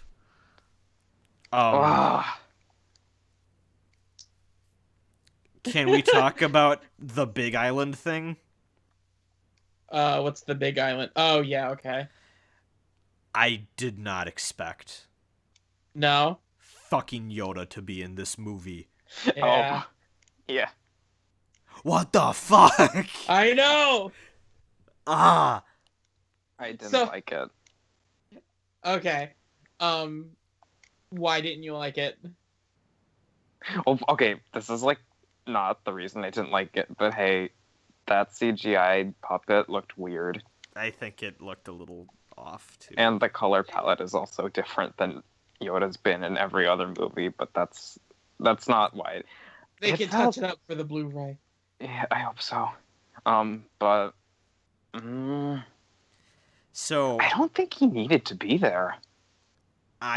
my one thing was, my first thought was, man, I wish this was Obi-Wan. Then I realized, no, Alec Guinness is dead, and Ewan McGregor should not be playing that. So, I don't know, man. If Hayden Christensen could be Anakin... But I really liked Yoda's contribution to this movie. I did not when Luke was like, things gonna end, and Yoda's like, yeah, and he just uses Pikachu down B, and the tree starts on fire. I was like, wait, fucking Yoda's down with this? I will say that I did like that he was down with that. So, I yeah, love how he makes fun of the books, even though that's it felt a little un-Yoda, but then you think about how he was in 5, and you're like, yeah, maybe he would poke fun of the old texts. Yeah, I mean, yeah, Yoda was always kind of ignoring prequel shit. Yoda was always seemed like the more subvert your expectation on what a Jedi Knight would be kind of guy. And I don't think you'd, again, ignoring prequel stuff, be the kind of guy to, let's say, sit in a stuffy board meeting with a bunch of holograms or something. Well, what I love, too, is Luke just assumes, yeah, this is all the old foundational shit. Luke himself gets so wrapped up in what the Jedi are supposed to be, and Yoda's like, man, do you think any of us gave a fuck about that? So that's one of the things of why I think having Yoda in here works really well, is because despite how long it's been and how far he's come, Luke still needed a mentor. Yeah. Luke isn't the perfect Jedi Knight, He's not the legend. He's not the legend. He needed guidance. And that makes sense because he was the only one left. Yeah. Of course he wouldn't find all the answers himself. Did Hey, you it's been like guys a minute, but I think you guys have turned me around on this. So, here's the best thing. Did you guys catch the blink and you'll miss it thing? With Yoda? I Yeah. don't know. So Yoda says after he burns down the tree, there's nothing in that tree the girl doesn't already have. Yeah. I don't think either of you guys saw this. At the end of the movie, you see it's very quick. Rey took all those books and they're on the Falcon. Oh, Oh, I did not see that at all. I didn't either. I didn't either. I had to be pointed out, but it's very quick, but I think you can find a picture, someone snapped a photo of it online and it's out there even, but she grabbed the books when Luke wasn't looking. I really like that. Also, but I love that too because Rey's that's weird. Rey's a scavenger and a thief. Of course she'd have taken the books without looking. Yeah, sure. That's so good. That's extremely Yoda. I actually really like that. Yeah. And then I think Yoda has my favorite line in the movie, which was they grow beyond what we could ever be with the whole mentor thing. Mhm. Because that's the movie. That was the movie in one line. Yeah. Your legends and heroes aren't what you think they are, and it's the job of the next generation to do better than what the good people of the last did. Mhm. Which, hey, that's something I needed to hear in the year of our Lord 2017. This was the Nier Automata of movies. No. Oof. Do we want to go through any more plots? I mean, I feel like we kind of summed up a lot of the stuff with the Resistance already. Yeah. Yeah. What else, before we get into the big character and theme stuff, any other, specific plot stuff you guys want to go Well, we should talk about the throne room scene. Oh God. through? Right, yeah. Okay, so we're getting into in-game stuff then. Yeah. Ooh. Well, that's yeah. Okay. That was the point of the movie where I realized how much I was enjoying myself. Same. Because, like I said, around the 1/4 mark, I was like, oh, this movie is going to be about this ship needing to escape. And that started to make me enjoy it more. Then, all the island stuff, I was like, yep, or whatever. Yeah. We should just clarify for, anyone that maybe wanted to watch the spoiler cast and didn't see the movie, just, Yeah. exactly how it goes through really quick. Yeah, do you want to recap this? Sure. Basically, it's just that Rey was on the island training with Luke, and he does start to train her, but in a very I'll show you why you shouldn't kind of way. Yeah. And the plan with Finn and Rose doesn't go well, so that whole situation becomes an issue. And then Rey has this psychic link with Kylo Ren the whole movie, and ultimately decides that Luke is wrong, and she needs to go prove to Kylo Ren that he can become good and turn back to the light. So she willingly goes and gets captured to sort of confront him. One thing, since this is kind of a segue too, I think Luke is gonna be around as a Force Ghost in 9 to do some wisdom shit. I hope so. Because if he's not, part of that scene doesn't make sense. Because Luke says, I can't be the teacher she wants me to be, as if I got more shit to teach her. And then the rest of that movie, he doesn't teach her anything. So, not only that, but there's a line towards, so as a Force Ghost, Luke Skywalker fucking dies, so... Yeah. Yeah. But also he tells Kylo Ren see you around, so... Yeah. Yeah. If anything, he'll probably haunt Kylo. Yeah. Oh, I'd actually really like that. I would like that. I'm going to get into part of my idea for that, but we have an email specifically asking us about thoughts of 9. That'll be our first email when we get to that part. Okay. Wait. One thing is that at this point, Kylo Ren knows Rey's parents' identity. And what I think is interesting. Well, that happens in the throne room. Well, back no, in that's like the basement. reveal, but at this point, like, he knows it, and he's, 'cause like, kind of holding it there's over a- her, because she knows that he knows.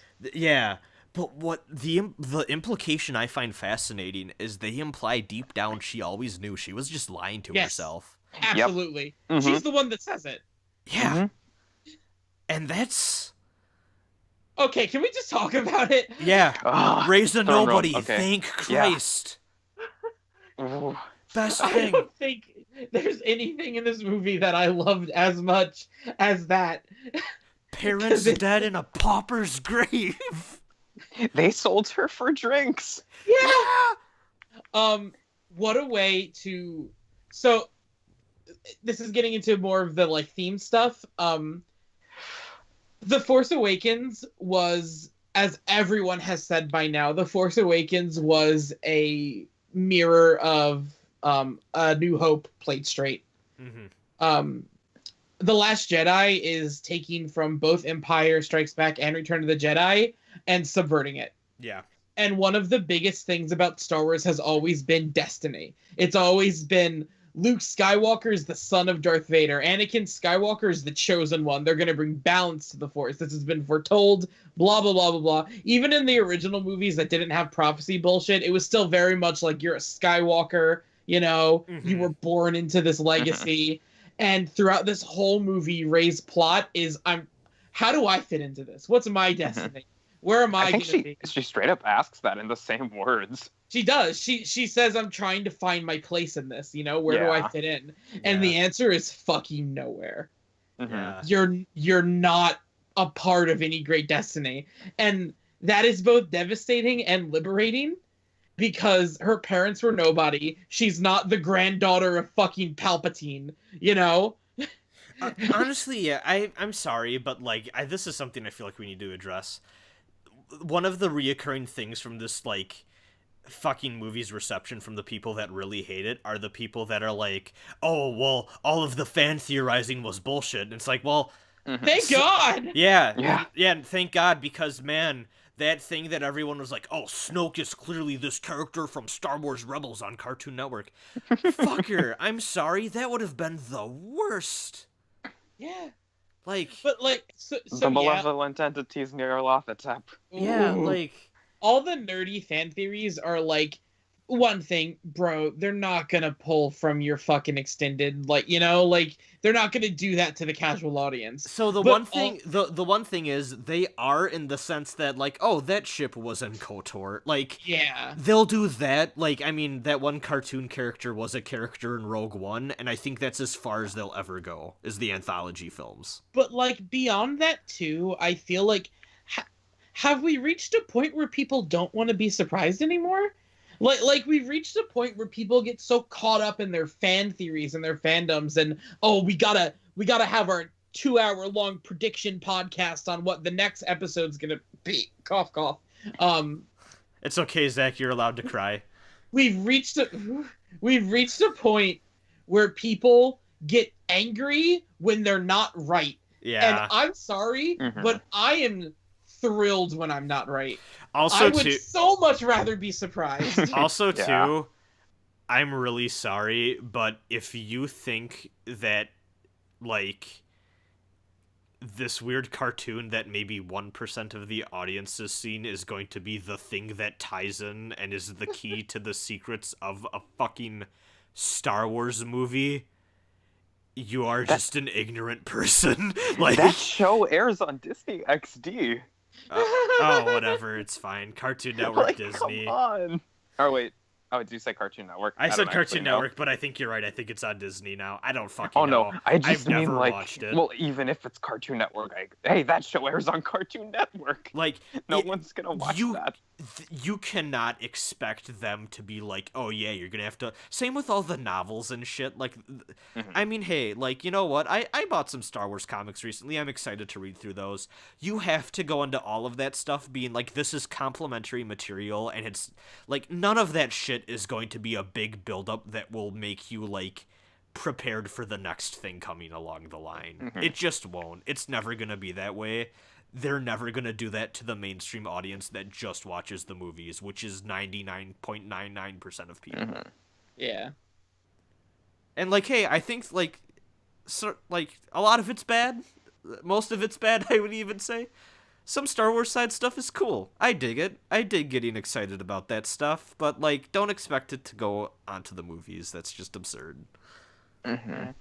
But I think that it's very interesting to me because I think people are mad that they don't feel any sense of payoff from the reveal because they've been so invested in... Yeah, no, it absolutely is. Yeah. They've been so invested in getting this answer that, like, even if they're okay with being wrong, it's the feeling that, like, I was invested in this thing that didn't matter. And one sentiment one sentiment I keep seeing is that, like, oh, The Last Jedi disregards everything that was set up in Force Awakens.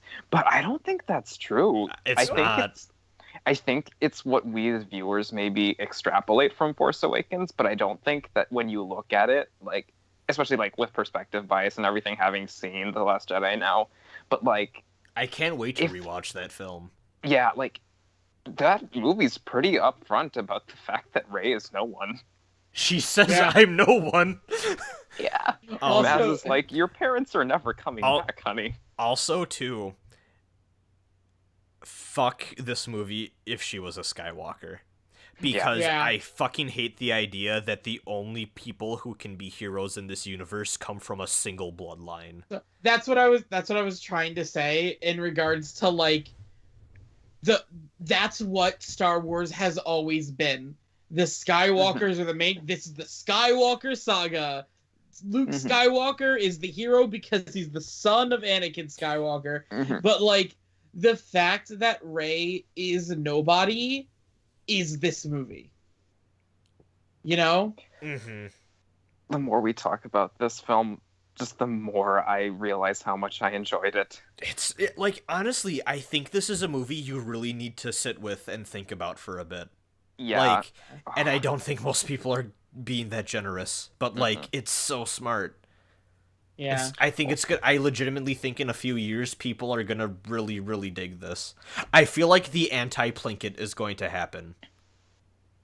I feel like years from now, someone's gonna make a movie, or like a fucking movie-length YouTube video that's explaining how this movie is so fucking smart, and then everyone's gonna, like, be absurd about it. Yeah. I should be that guy. Yeah. No, it'll just be this podcast. That's fine. So that is one of two things that are talked about in a throne room that people are feeling disappointed in. That is amazing. Can I also just say one thing, because we're on the topic? The moment I realized that Luke had to go in this movie, when Kylo, and this is getting a little bit ahead, but when Kylo and Rey are pulling the lightsaber and it rips apart. God. So that Anakin's blue lightsaber, and this is no secret, everyone that's ever been involved with these movies will make this comparison. That is the Excalibur of Star Wars. Yeah. And as soon as that breaks, it's like the Skywalker thing's fucking done. It's done. We're moving past that shit now. Fuck your sacred cows. The Skywalker legacy has broken. Yeah. And that, like, even ignoring prequel stuff, it's known that that was passed down from Anakin to Luke, you know? It's this family heirloom. Also, this is a really dumb nerdy thing, but, like, I'm finally happy we got to see, like, a broken apart when the saber's broken apart, and if you look closely on the inside, you can see the crystal. You can see the lightsaber crystal, and I'm like, that's what that looks like in real life. For that garbage. Yeah, it's great. Like, we've never seen one in live action before, I don't think. I know. No. And I was like, so that's what they're supposed to look like. Yeah. Now all we need is a kite dragon. Okay, let's talk about fucking... Let's talk about... Okay. I want to talk about the real bullshit. Everyone that's saying that Snoke is a Sidious wannabe can fuck right off. That's not true. So here's the best shit. So let's also start with Snoke as far as we know, is also a nobody. Yeah. Which I find great because he, similar to how Maz it's Maz, right, from the first film? Yeah. Yeah. She is a light side user of the Force who is not associated with the Jedi. She's just out there doing the cool shit, being like, good person. Snoke is that for the dark side. Yeah. He is a very, very powerful dark side user, but he shit talks the Sith a few times, I want to say. Does he? There was a point where, like, he said something regarding the Sith. That might have been in Force Awakens. I don't remember it. Yeah, I think I missed it if it was in Last Jedi. I don't think it might not have been in Last Jedi, but he says something about the failures of the Sith, I want to say, in Force Awakens. Maybe. You know what? I think that might ring a bell a little bit. I'm not sure, though. But he is so fucking smart because he has that. Okay, maybe I'm tying two things together because I know he references the Sith, and I'm pretty sure it's in a condescending manner in the first film. But the other thing in this movie is he brings up darkness rises and light will always meet it. Yeah. So he knows that dark is always going to be screwed in that way. So he manipulates his own apprentice's weakness to the light to bait Rey. So one of my favorite things that is so well hinted at the beginning of the movie when he's talking to Kylo Ren and he's talking about like, oh, a weakness can be a strength. Yup. And he you think he's talking about Hux. Yeah. Ooh. That's so good. And also too, like, they don't outright say it, they just trust you know that. It's very clear he looked at what happened in Return of the Jedi and went, okay, how can I go through that situation but deal with it in a way that doesn't end with me and my apprentice dead? Yeah. And there's two things. One, I'm gonna use my apprentice's weakness to bait Rey to come here. And two, fuck trying to turn her to evil. I'm just gonna kill her. Yeah. So smart. It's really good. It's really good. So I will say when Kylo Ren and Rey are talking and Rey when Rey says, I looked into your future, I saw that you won't bow to Snoke, I knew exactly what was about to happen. I kinda had a feeling. So it's so obvious what's gonna happen when he says, and you turn the lightsaber. Yeah, well, you and see it you turn. kill your true enemy. I kind of wish they didn't show it. Yeah. Honestly, same. And as soon as that happened, everyone in the theater gasped, and I was like, So yeah, it's he- so good. So my theater had a similar but very different reaction, and I was grinning like a fucking idiot because I knew they all got tricked because they started cheering. So can I? My theater erupted into cheers. Can I also say,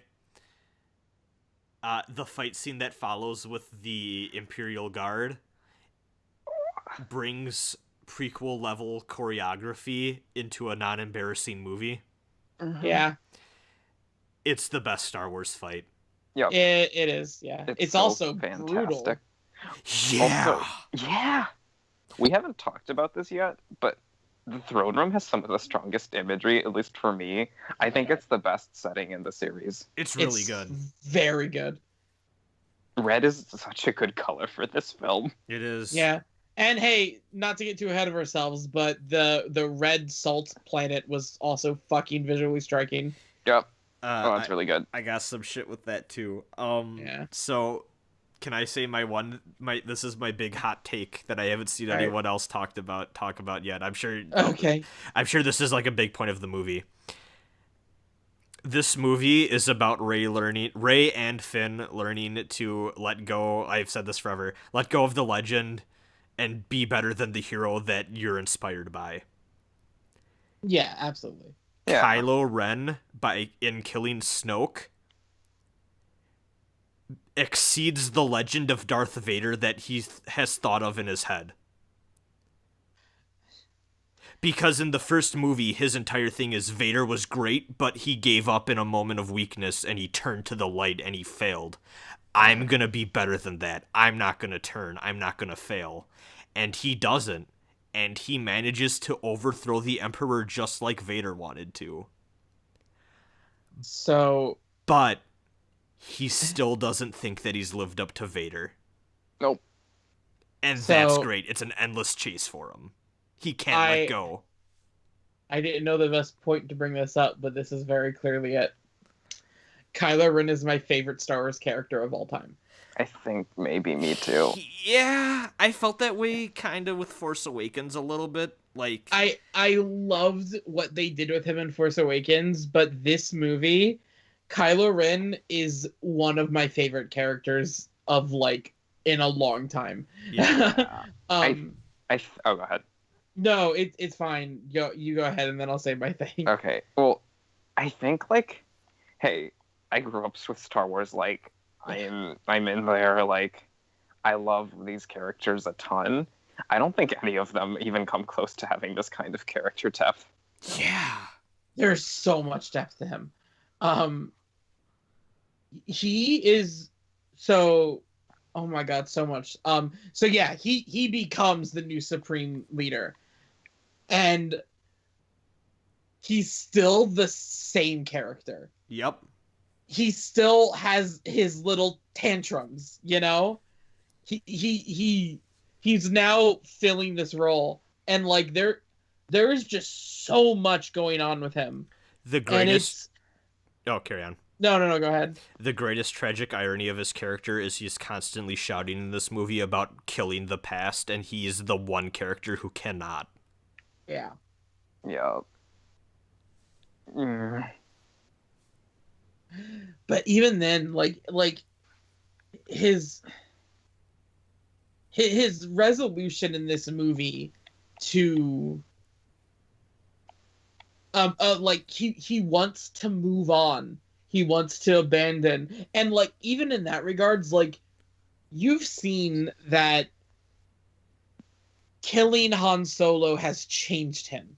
Mm-hmm. You know? And it didn't change him in a way where he's like a different person, but he's grown and like he's moved into a new phase, you know, in a way. Yeah. I'm not exactly sure how to word what I want to say, but like I don't know if this is what you mean, but at least the way I saw a big part of that is like his desire to like kill the past is also him kind of saying to himself, like, because he struggles to like sort of, he doesn't admit it openly, but like, hey, he killed his dad, and he's still kind of like fucked up by that. Yeah. I mean, just look at him at any point in this movie. And like just the way like killing the past for him also means that he's like, okay, I'm at this point, like I'm a big bad, I did the thing, I killed my dad, like I'm at the point, like I'm worthy of all of this power and responsibility of like being this dark side apprentice guy. And he doesn't have to cope with that if he just like ignores everything. All he has to do is just like, okay, I'm at this point now. He is invested and lost so much that like I actually kind of hope that in the 9th movie that he doesn't turn and he never learns his lesson. No, yeah. that the point in this story where he could become good has passed. Yeah. Mm-hmm. It's if they were to back down from that now, it would ruin everything. I want the point of this to be sometimes people look like they can be redeemed, but like they will just double down on being a shit, and like you just have to put them down for the greater good. Like Luke Skywalker active. Well, it's a subversion of Darth Vader. Yeah. In every way, like it is a literal subversion of The thesis of the original Star Wars trilogy is being torn to threads by this movie. Yeah. Yeah. Fuck that. You know, oh, there's still good in you. No, he's a murderer. Yeah. He's not gonna become a better person. He's evil. He wants to be evil. I think I thought this was weird at first, but one of the things I really appreciate now is that you have like Luke say that like line like, "Hey, no one's lost forever," referencing Kylo, but he still goes through with it and like fights him. Yeah. Like, I think that's really strong. Like, even though he's like, maybe you can be saved, but that doesn't necessarily mean it's worth it. Yeah. Like, yeah, you could be redeemed, but you're not going to be. Yeah. Hey, can I also say the one, since we're talking more about Salt Planet stuff, can I say the one corporate thing that, like, I immediately knew some exec was like, you have to do this? What? So just so that everyone's aware it's not Hoth, we need to have a random soldier taste the ground and go, it's salt. I thought that was weird. I mean, I wouldn't have figured out it was salt. Now, I do like that the guy to his right looks at him like, what the fuck are you doing?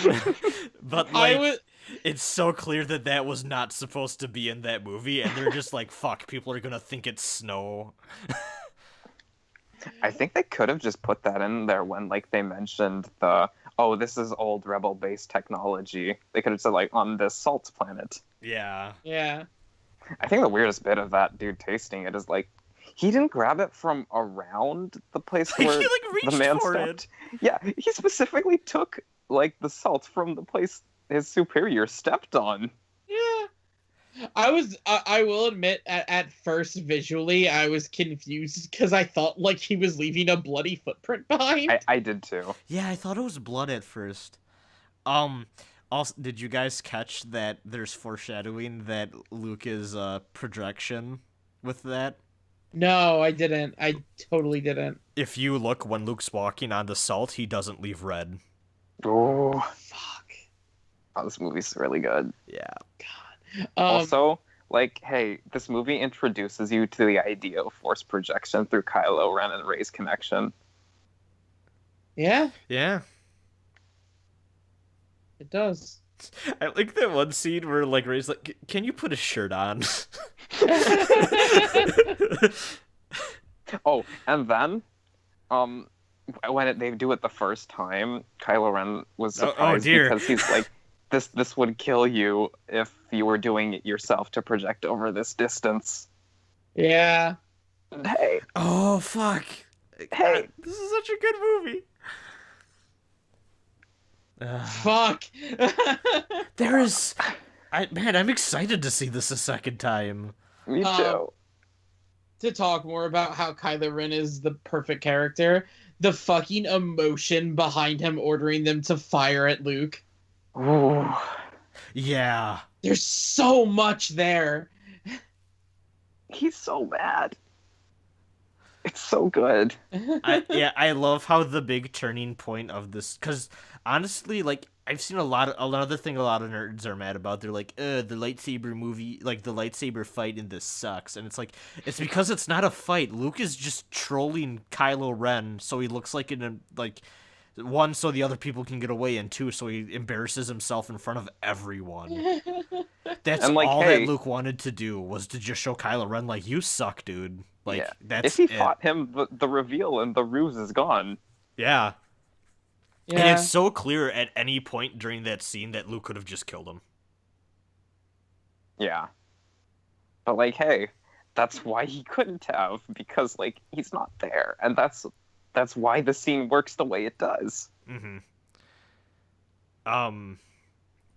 I also want to point out, so this was tweeted like a few hours ago by Hideo Kojima. Saw Star Wars The Last Jedi. I was so thrilled to see Adam Driver holding the sword in a backhand grip. Did he? Yep. Yeah. Oh, I missed that. That's all he said. Ray did it at one point too. Yeah. I also love, so this is one of my favorite things about him fighting in Force Awakens, but like he is a fucking berserker. Like he fights like Guts from Berserk or like Siegfried or Nightmare from Soul Calibur. He is swinging Yeah. a fucking gigantic Zweihander. Yeah. He is. I mean, yeah. I'm pretty sure I said it on the last podcast too, but I love the fact that his lightsaber being like barely contained Yeah. is, you know, like Yeah. so good. It's wild, and also too, like he is not the cold and calculating Vader. He is not the like emotionless killer. He is the screaming tantrum. Yeah. Mm-hmm. Even after he becomes emperor, Yeah. you know? Um, man, one of my favorite like little subtle touches is in that Force Awakens fight scene where like I think like Finn or Rey like cut his side a little bit. He got shot with Yeah, he the got shot. crossbow. Yeah, that's right. He gets shot by the crossbow thing, and he just starts pounding on the side of his wound, and he's like hyping himself up to fight more. Like I love that detail so much.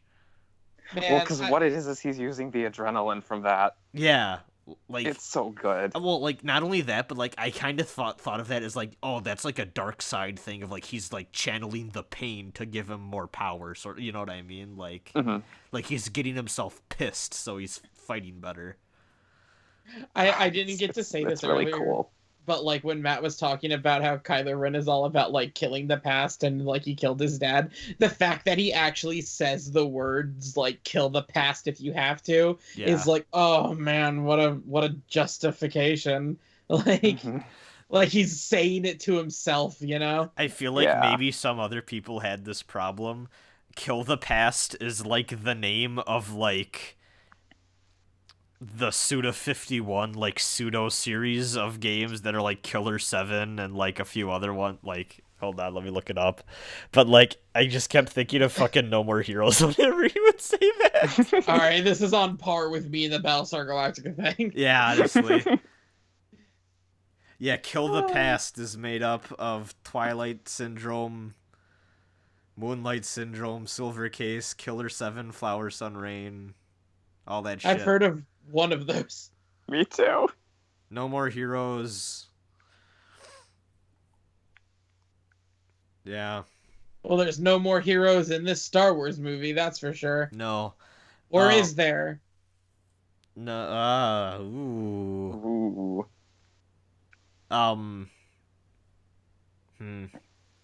Oh, do we want to talk about Finn almost dying and then Rose saving him?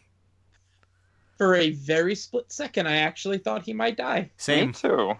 Which I in any other movie, I would have not felt any tension there. But he got a little too close. Yeah.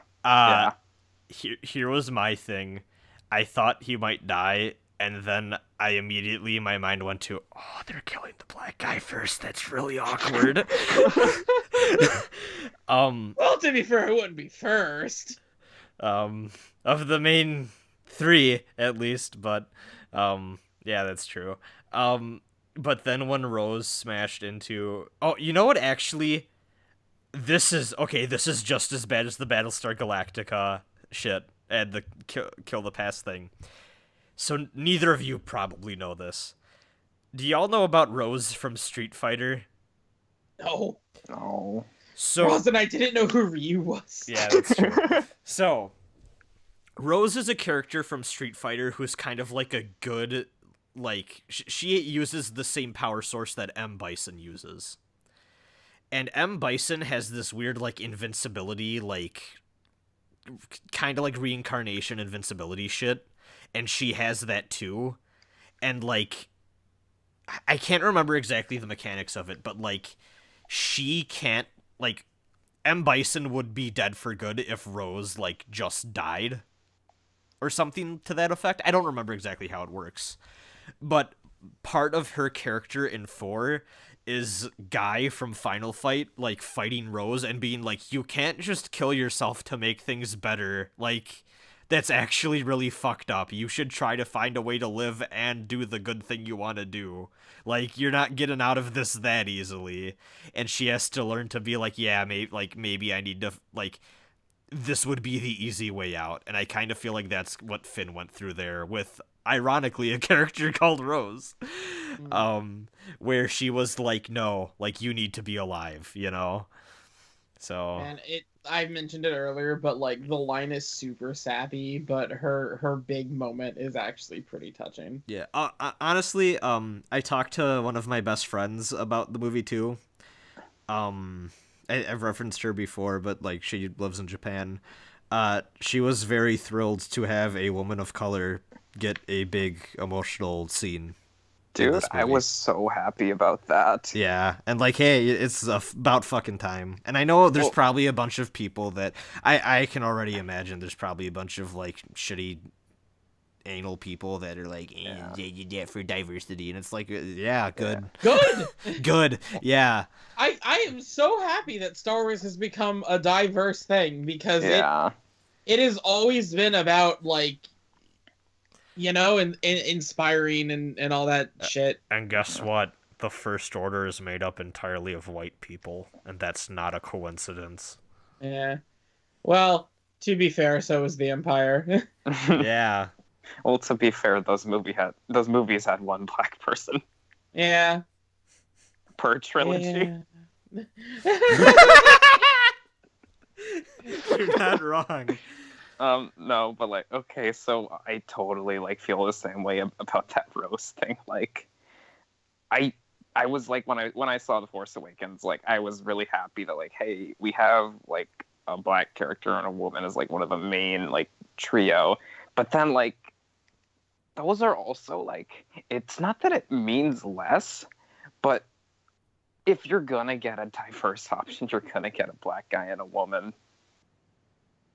And seeing like them go even beyond that, like more Asian actresses and like Hispanics, and like it really feels good to see that.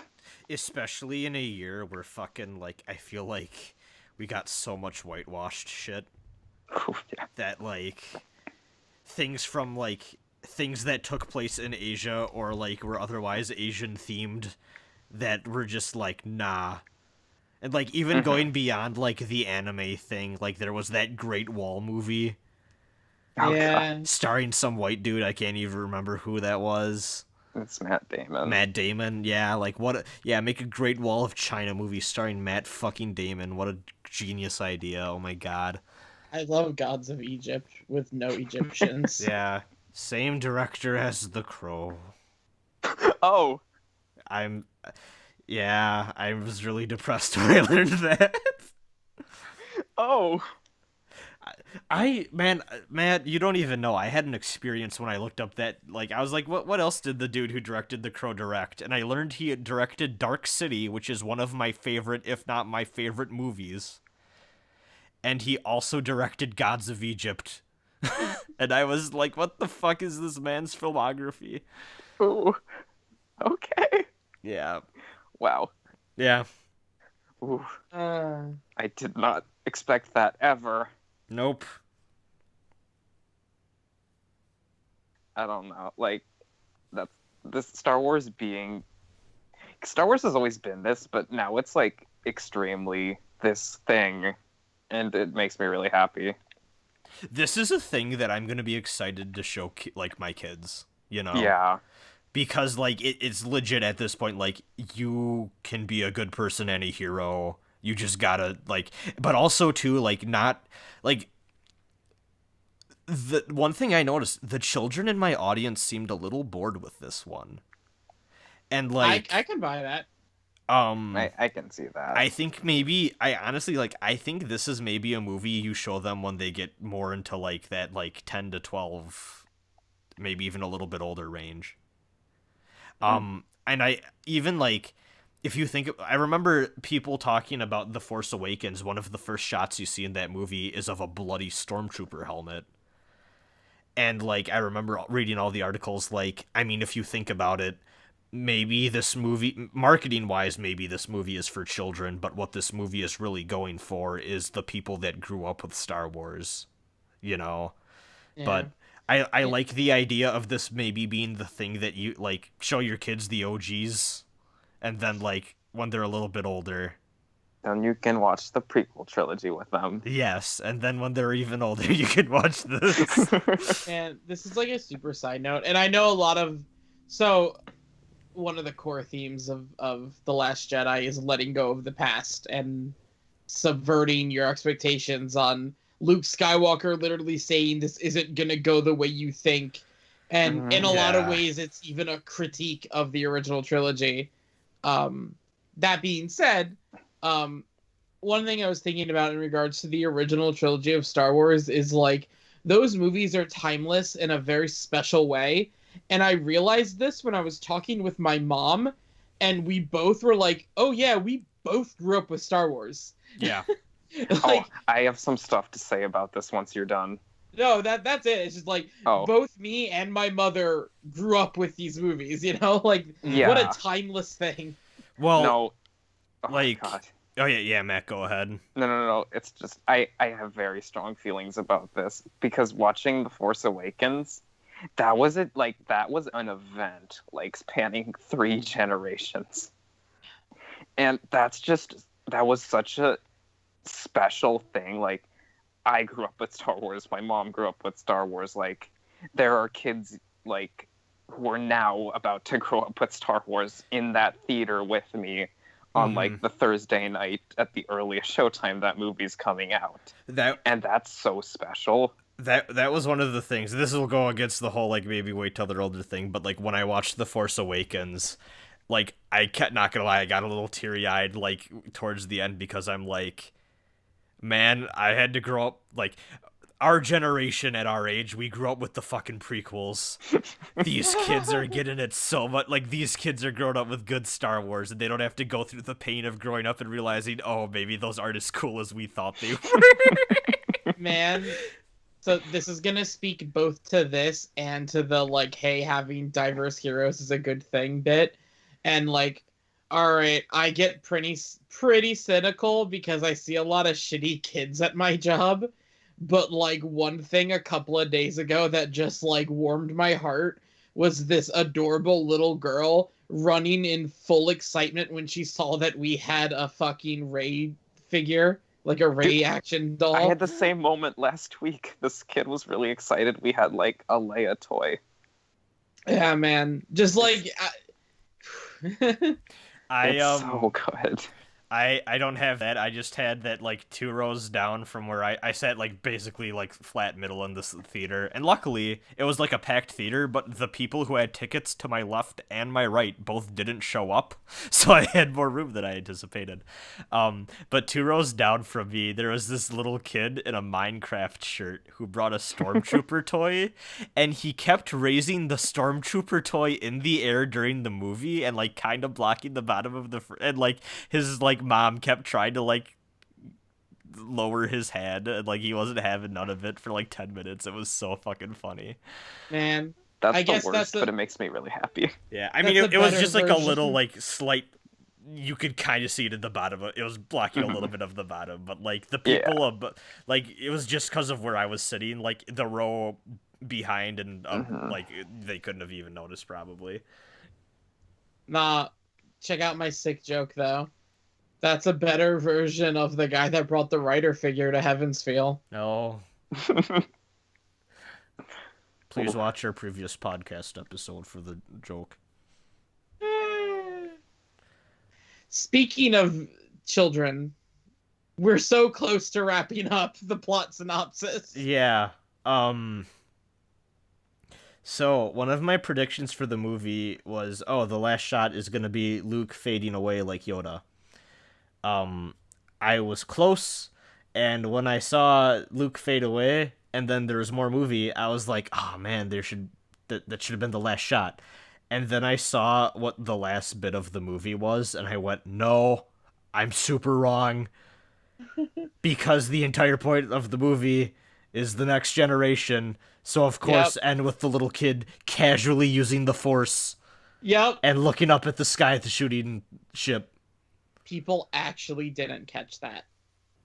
I don't know how. There are people who just weren't looking at his... Because to be fair, it's subtle. It's subtle, yeah. It's But there so are people subtle, who just especially when they didn't had that notice. Luke Skywalker toy.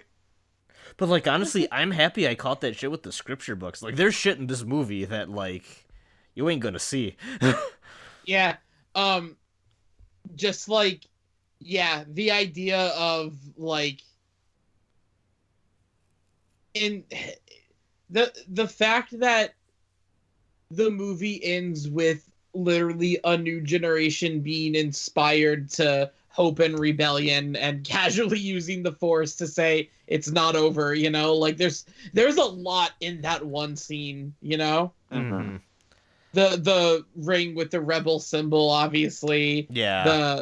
Just the idea of like, well, you know, how do we rebuild the rebellion? And then like, well, you lit that spark. How many times in this fucking movie do they talk about where like the Lighting spark the that'll light the spark. flame? You Yeah. know. Oof. So I will say during that one scene, I thought of you guys. Okay. I thought of you two in particular I'm sorry. because of a Skype call I was not in, but I've thought a lot about. Where the kid starts playing with the little shit toy and goes, Wuta Chang Fa, Luke Skywalker. I almost opened my introduction with this podcast by speaking in that, but I couldn't pull it up fast enough. Because these two fuckers annoyed one of my other, my other friend, not your guys' friend. Yeah, no, she hates me. Yeah. These two I mean, fuckers. she might now after the Star Wars language talk. These two fuckers were in a Skype call I wasn't in late one night and started learning Huddies and annoying the fuck out of a mutual friend of ours. She laughed. You don't even have to learn it. All you gotta do is just make the noise and the voice. Jabuga sono. Like, it's fucking the noise. Ho ho ho. Man, one thing we were all talking about, and I don't think any of us, like, we all had different reactions to it, but, like, the bit in Return of the Jedi where it totally sounds like Jabba the Hutt's going, Silly Jedi. Silly Jedi. And, like, is he actually saying that? Or... I thought he was. I don't think he is. It sounds so much like it. Yeah. Silly Jedi. Oh. Man. Okay. So let's be. Oh, go ahead. We need to double back and talk about one thing that is very important, and Okay. that is the fucking hyperspace kamikaze. Okay, I was about to bring that up. Because I think it's. Oh, carry on. Oh no, I think it's the best scene in the movie. It's visually probably my favorite. That is the second scene in the movie other than the Leia thing that looks like it is shot from something that does not belong in the rest of the movie. It is anime as fuck and I love it. Yeah, man, the whole like audience was so still. Yeah. Yeah. You could hear a pin drop in my theater. Yeah. Like, these movies are so loud, and that just moment of catharsis and just, like, taking a step back was just, it's so effective. You know what, purple hair lady, you weren't around long. I liked you by the end. Yeah.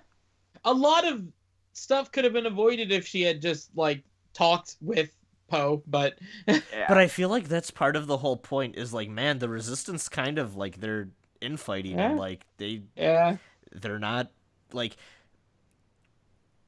oh, I have a new hot take. The Resistance are the Democrats in the 2016 election. All right, I'm Ron. This is the second time you've compared Star Wars to politics. I'm working on my. You've become what you hate. I'm working on my fucking. I don't know. I'm gonna become a hot take writer for like some random movie site that's trying to get like clicks. Is this the dark side? Yeah. This is just like when Harry Snoke Potter is Trump. fought Voldemort. Yeah. Snoke is Voldemort, who is Trump. Wait, then who's Kylo Ren? He's wrong. Alex Jones. Oh, Alex Jones's red skin represents Kylo Ren's red lightsaber. man, no. Let's end this with the real best hot take. Kylo Ren has good hair. Yeah. It's flowing and beautiful. Man, So- okay, this is like a dumb problem, but his scar looks very clearly like it's just war paint. Yeah, okay, that's fair. It was, yeah. I like the look of it, don't get me wrong, but it's just like, man, that don't look like a fucking scar, I'm sorry. Oh, did you guys know that they deliberately tried to make Hux look older in this film? Nope. Something Because felt off, but I didn't realize that was. They- I felt he looked more gingery. they said that they didn't like that people thought he wasn't supposed to give off the impression of being so young in Force Awakens, so they wanted to visually make him look like 5 years older in The Last Jedi. I don't like that because I kind of like the idea of like, man, the Empire's fucking dead and all these little like these young kids are taking the reins, you know? Like Yeah. like these are the people that weren't around for the other shit, and like they're the one who's like they're drinking the Kool-Aid now, you know? I don't think I ever got the impression that he was a different age than Kylo Ren in either movie. I didn't either. I mean, I always assumed the point was that they were both way too young, you know? Yeah. You're never too young for genocide. Yeah. Oof. Oof. When do you think that we're gonna get a Tusken Raider slaughter again? I feel like we're reaching the point where we can go to emails. Okay. Unless anyone has any closing thoughts on this incredible movie. It's really great. It's- I hope the fanboys give it a second chance. I'm really tired of the takes of like, oh, it's not what I expected it to be, and also, like, I don't know. I'm tired of people that hated The Force Awakens for being A New Hope again go into this movie and be like, oh, it's not Star Warsy enough because like fucking make up your mind. I don't know. Rasen, I've been talking about this for a while, but like I really am continuously baffled and annoyed by the fact that people get so caught up in what they want things to be that they can never accept something being something else. Yeah. And like, hey, this movie is weird. I totally get if someone doesn't like it, depending on their reasoning. Because like I said, I think this movie is flawed. Yeah. I yeah. don't. I can even like see people just being like, I didn't care what they did with Luke, like, you know, like, but like the people that are up in arms furious about this movie, I don't think I'll ever get that. But if someone was just like, oh, like I understand that reaction. Yeah. Like in another world, you know, I could have not been able to get over my issues with the jokes, you know? Like, yeah, like Yeah. that's a problem with this movie for sure. Yeah. Like You even guys. Oh. like I don't know. I feel like there's some weird stuff too where like actually this is one thing I liked. I like the impression that like so at the end of like Empire Strikes Back they're like, oh, like the rebellion's in a fucking like bad spot. In this movie it feels like both the rebellion and the First Order are both in a really rough place. I didn't really get that impression for the First Order. I think it's really just Snoke that. well, I mean, they lost, like, that whole, like, big ship of theirs that was, like, their flagship, and they're stuck with Run as the leader, was kind of...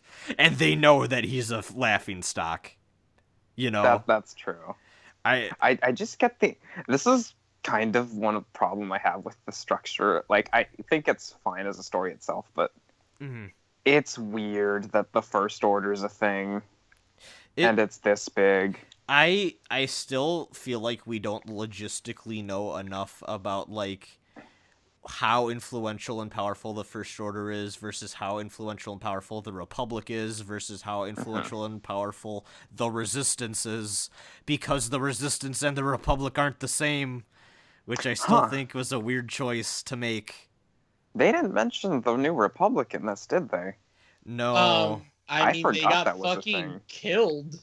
Well, their capital got killed, but like Yeah, but in Star Wars universe, they're dead because they killed the heart of the Republic, and there are lines in this movie about how the Republic is dead. Yeah, that's I think true. I just forgot this. I don't mean know. the whole crux of the Force Awakens final act is that they blow up the fucking heart of the Republic. Yeah. Oh yeah.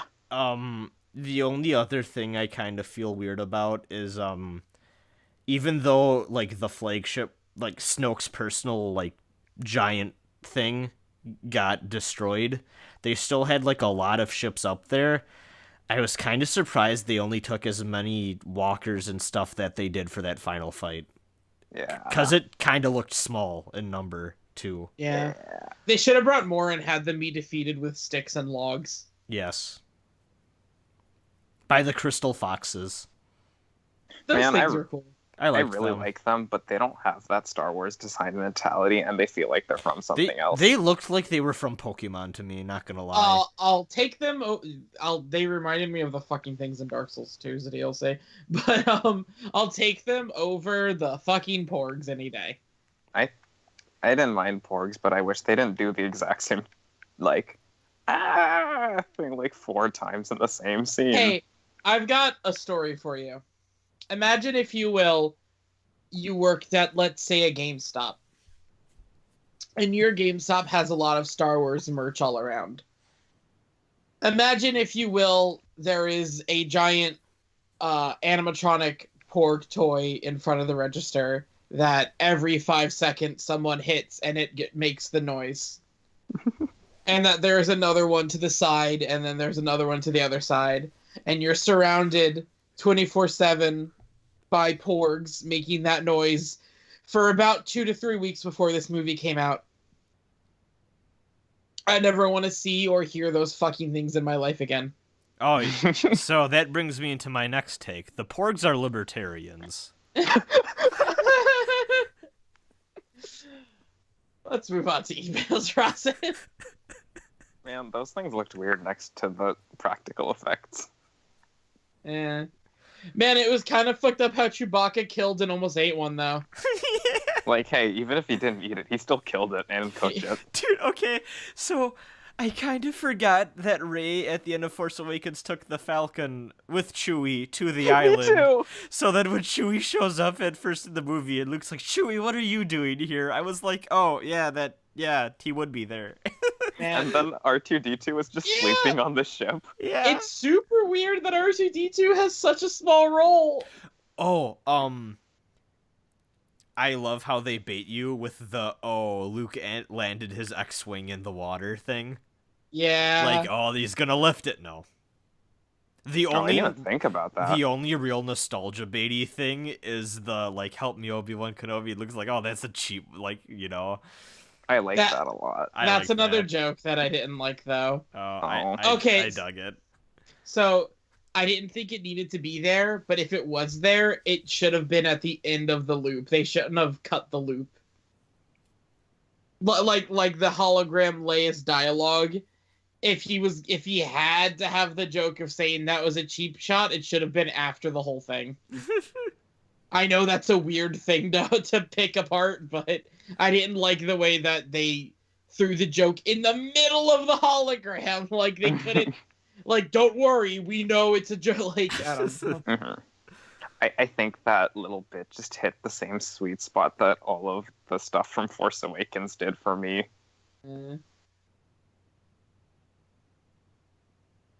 Also, I just want, before we move on to emails, the thing that I think might be one of the most powerful things in the movie for me is when Kylo looks down on the chained dice and they just fade away.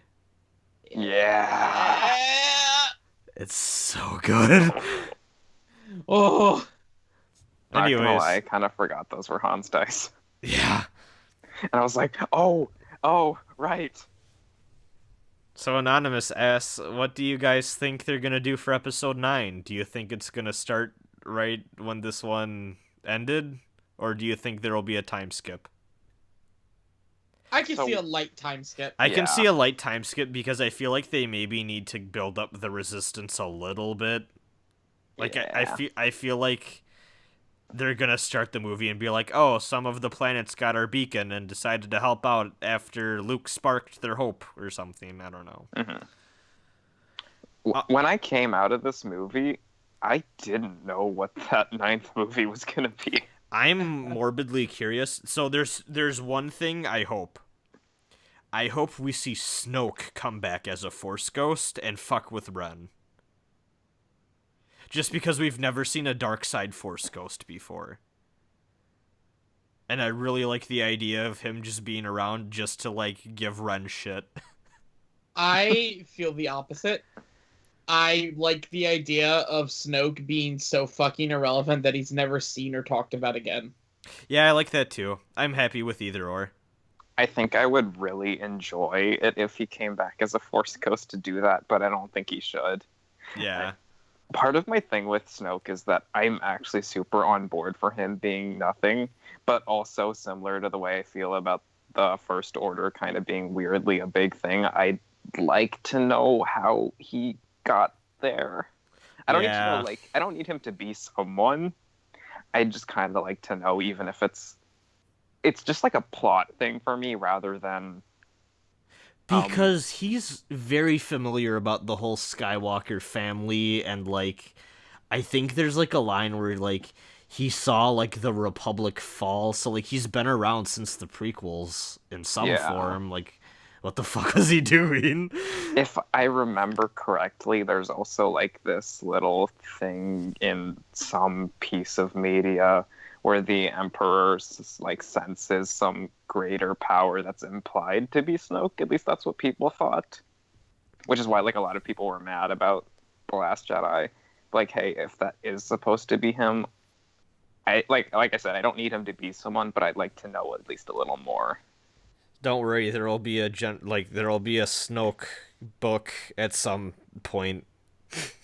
Probably. You know what? I might read it. Fuck it.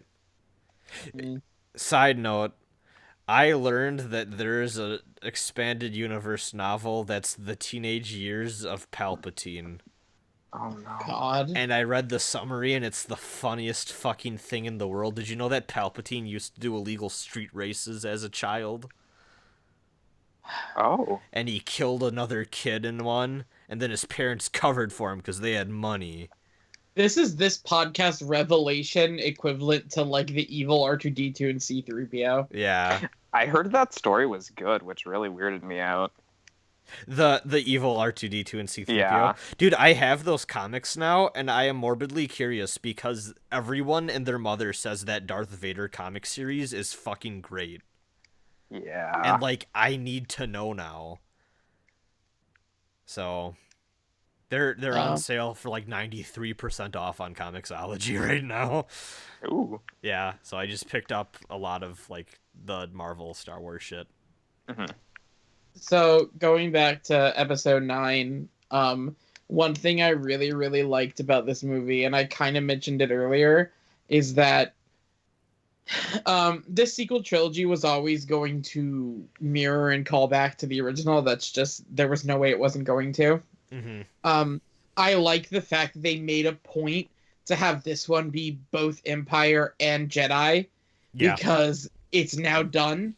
And it fits so well with the themes of episode 9 is going to be new. We're moving on from that. Yeah. Yeah. Yeah. Yeah. Yeah, I mean, honestly, I don't have any predictions because I don't know. I'm like fully willing to be And surprised how by fucking anything. awesome is that we can say that about Star Wars? I know.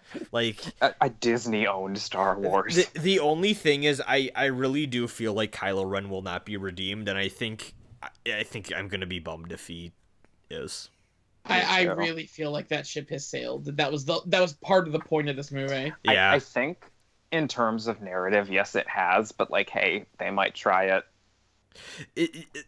There's always that, like, fear of a corporate suit being like, that's not very Star Wars if the bad guy doesn't get redeemed, that I'm worried about. But we'll see. I hope we continue with this course, though.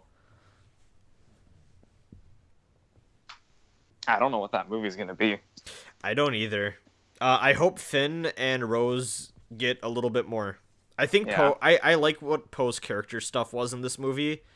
But I still feel like Finn hasn't reached his full potential storytelling wise in either of these movies, and I want more of Rose because I like both of them, but I just like Matt said earlier, I want to like them more, So. My thing is Finn has like a conclusion to an arc in this movie, but he doesn't have an arc. We totally didn't reference the Phasma thing. Okay. I feel like... To be fair, it was kind of nothing. Yeah, Phasma's the Boba Fett of this, except it's, like, less effective, even though they're basically the same role, in terms of popularity at least. Yeah. But, like, hey, they thought her toothpick weapon looked a lot cooler than it did. They really did.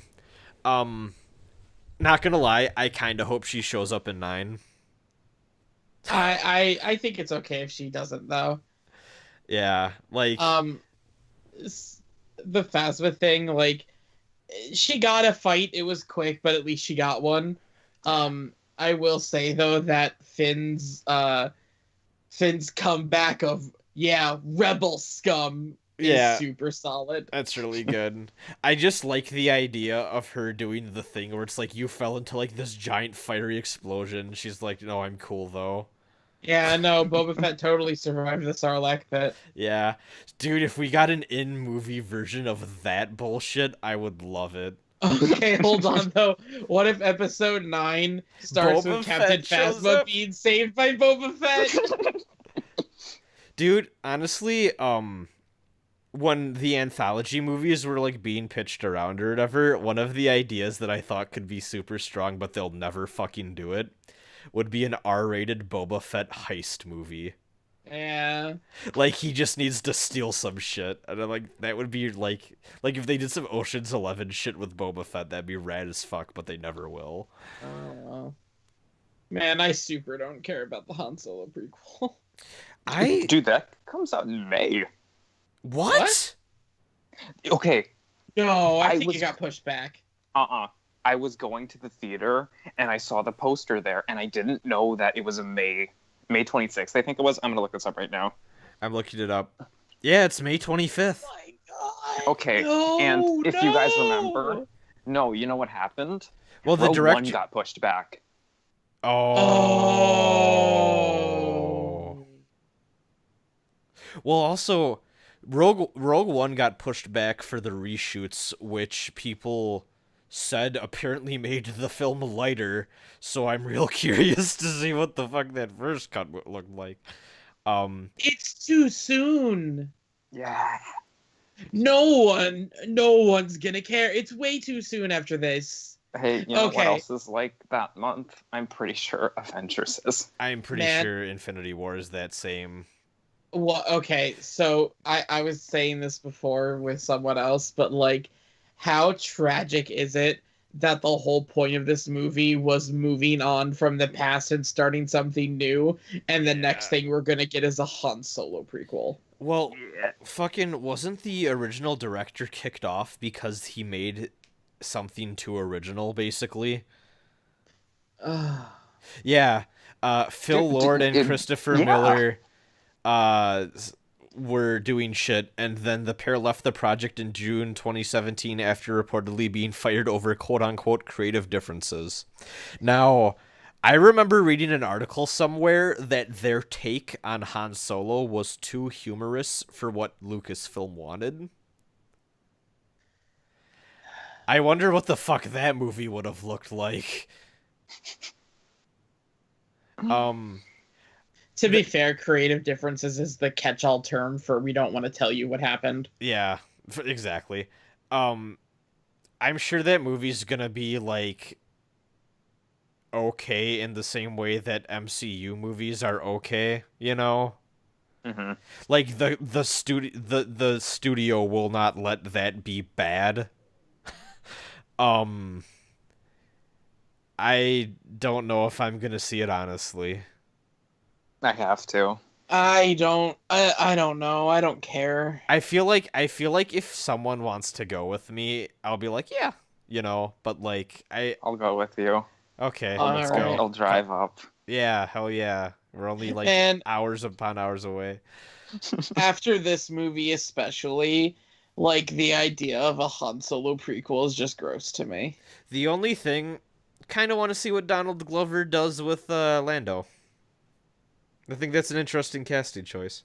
Yeah, he's all right. Maybe they'll go on a quest to find the fourth black person in that universe. Wait, Yeah. what the fuck? Amelia Clark is in this movie? What? Yeah. I didn't know that.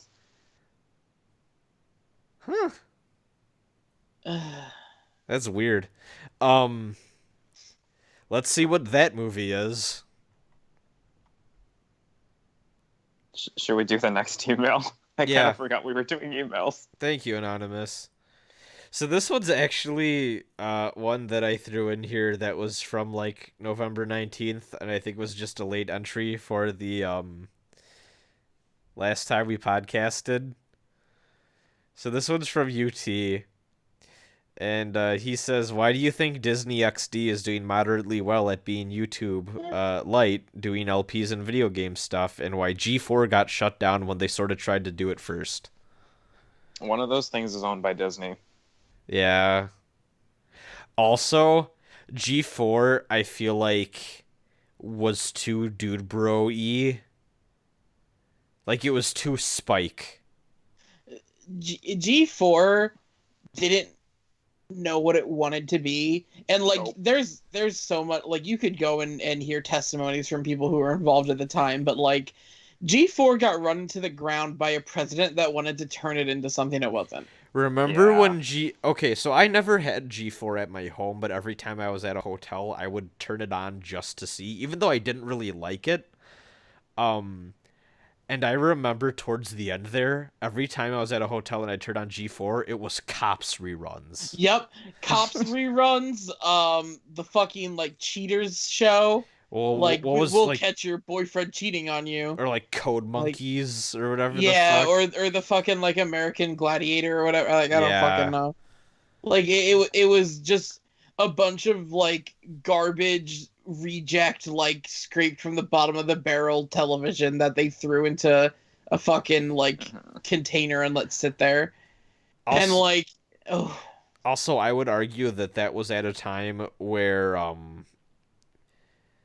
YouTube wasn't that big of a thing and that culture wasn't there yet. Disney XD is post YouTube and streamer culture, so they know that little kids love that shit and they know how to adjust and plan accordingly. Yeah.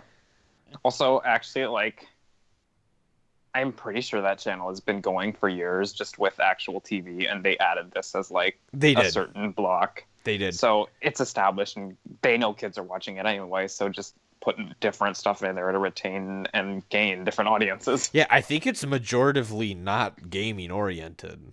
I'm pretty sure it's just different, like, specific subsets of the shows they make. Yeah. Exactly. So yeah, that's probably why. yeah. Thanks for the email. This one's from Julian. This is the first of many. Let's just read all the Julian emails off in a row. So the first one says, "Hey, it's Julian. Got a couple cues for you guys. 1. How do you feel about the Carrie Fisher doing the Force thing to bring yourself back onto the ship?" I don't think I said this, but I thought it looked really bad. Yeah, I said it looked out of place. Zach, how did you feel about it?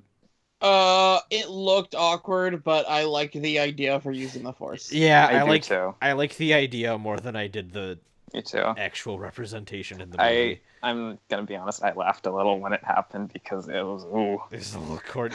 She looked like she was doing a Man of Steel. Yeah.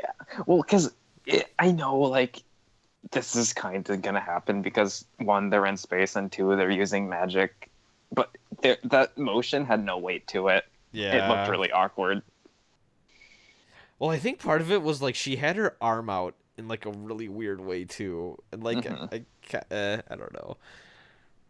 2. The Force seems to be getting stronger and stronger with each subsequent movie. Subsequent. I said it right. Anyways, do you guys think this has been a good thing? I'm still thinking about whether or not I like that. I kind of dig it, honestly. There's a lot of talk about like An awakening in the Force. yeah, an awakening in the Force, but also like the way Rey talks about it and the way Luke is now afraid of it, and you know, it honestly feels like nobody really understands why and that may not ever be answered, but I think that it's an interesting idea. Yeah. I don't think it's necessarily intentional, but I think it is what it is. Mm-hmm.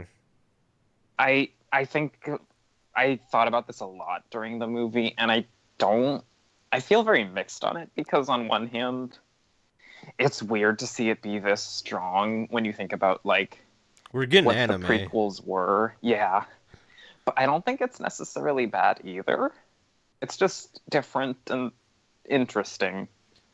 I like the idea that as the philosophies of the representatives of the light and dark like philosophically grow stronger, so do their powers in a weird way.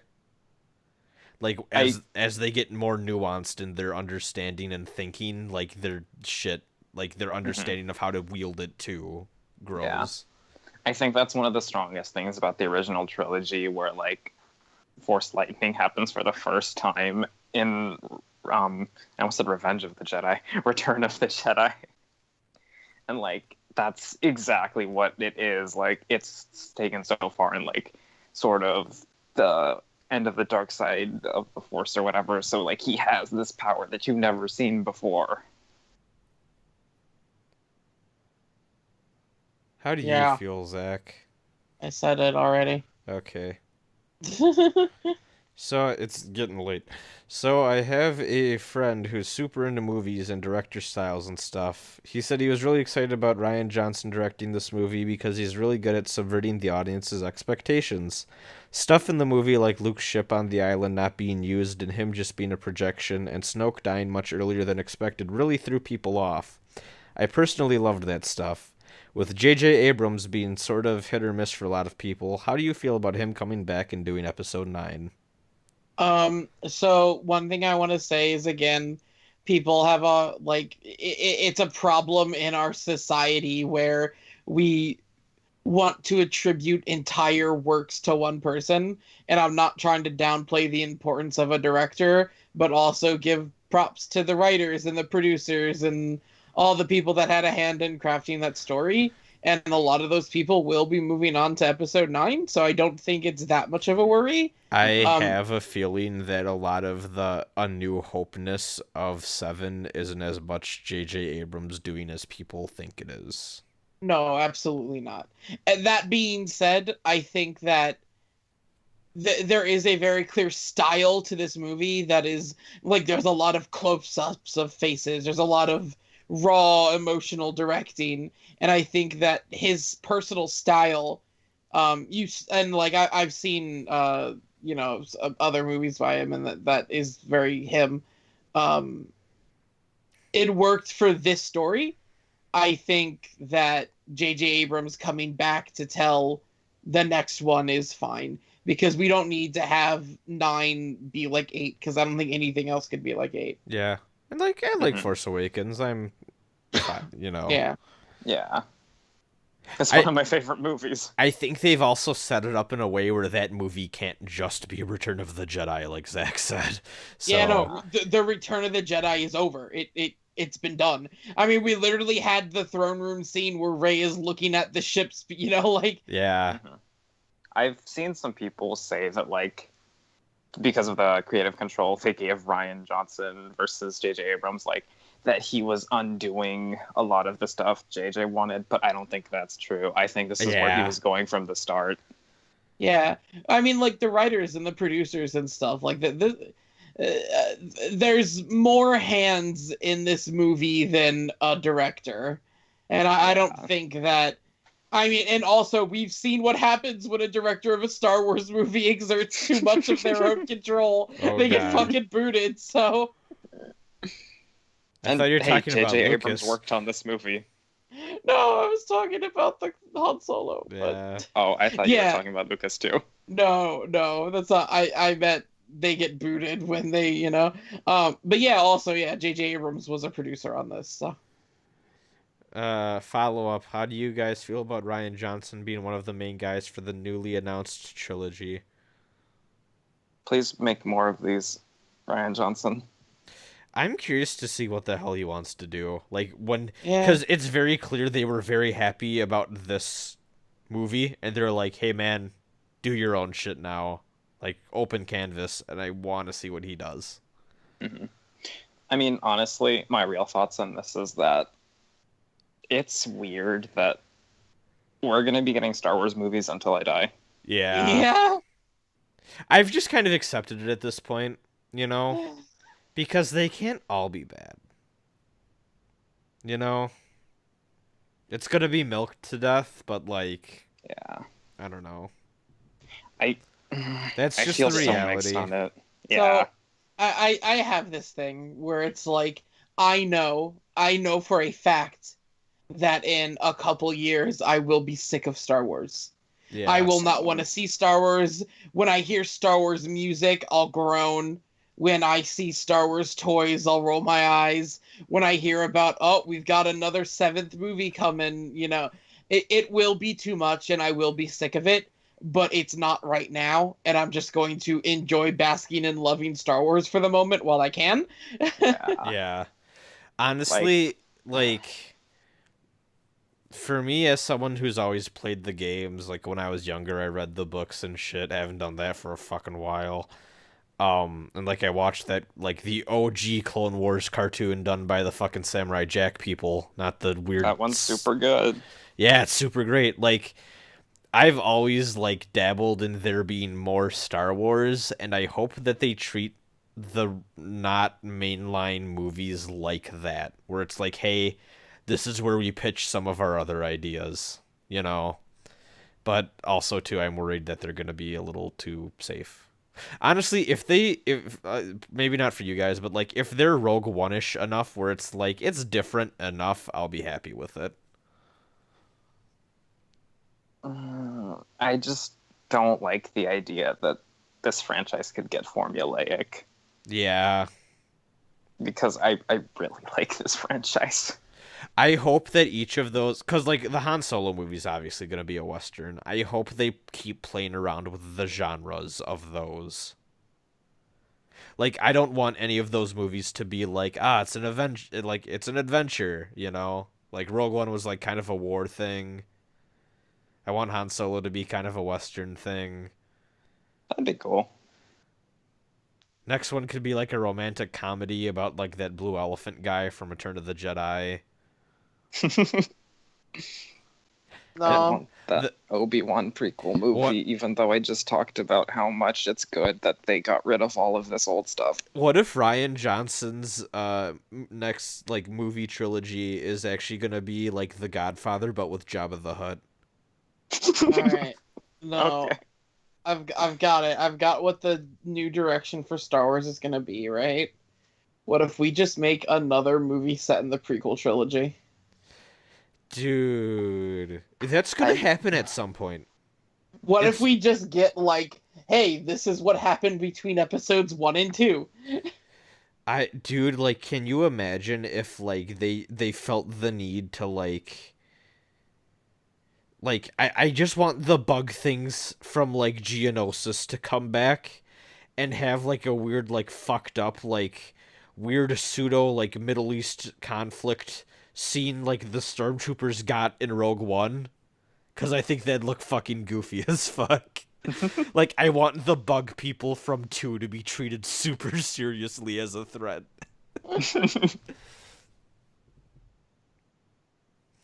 Uh Thanks, Julian. Anyways, this one's from Julian.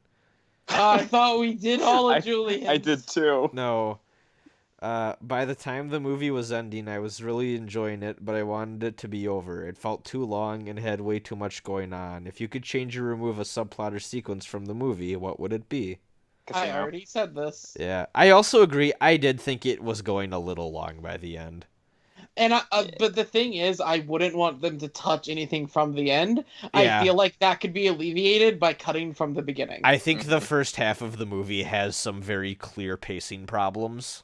Yeah.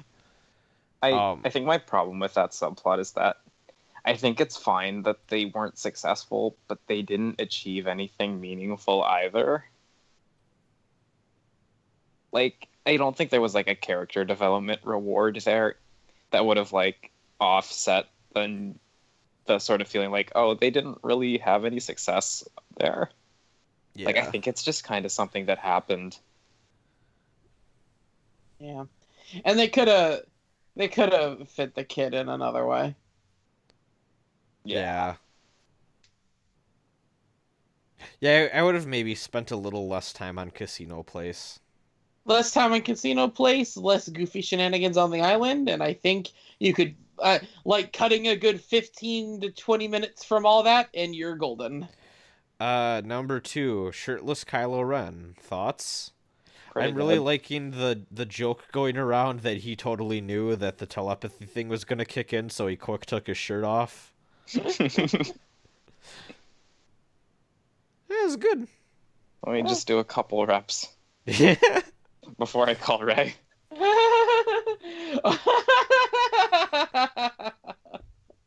I mean, his mask is basically a vape thing.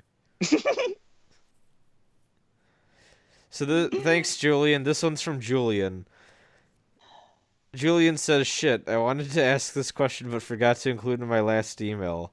There were a lot of really cool shots and the cinematography was great. The moment when Luke stands and faces the AT-AT stuck in my mind throughout the end of the movie and even after. Were there any particular moments when the cinematography blew you guys away? Yeah, like the hyperspace kamikaze.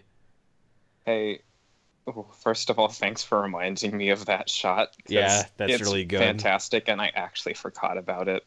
Yeah. I think another good one is like, yeah, that kamikaze, and then when they're pulling apart the lightsabers, because hey, you have these two characters that are such strong foils for each other. Doing that, it's really good. Yeah. I agree. Thanks, Julian. Thanks. So Thanks. this one's from Julian. No, I'm joking.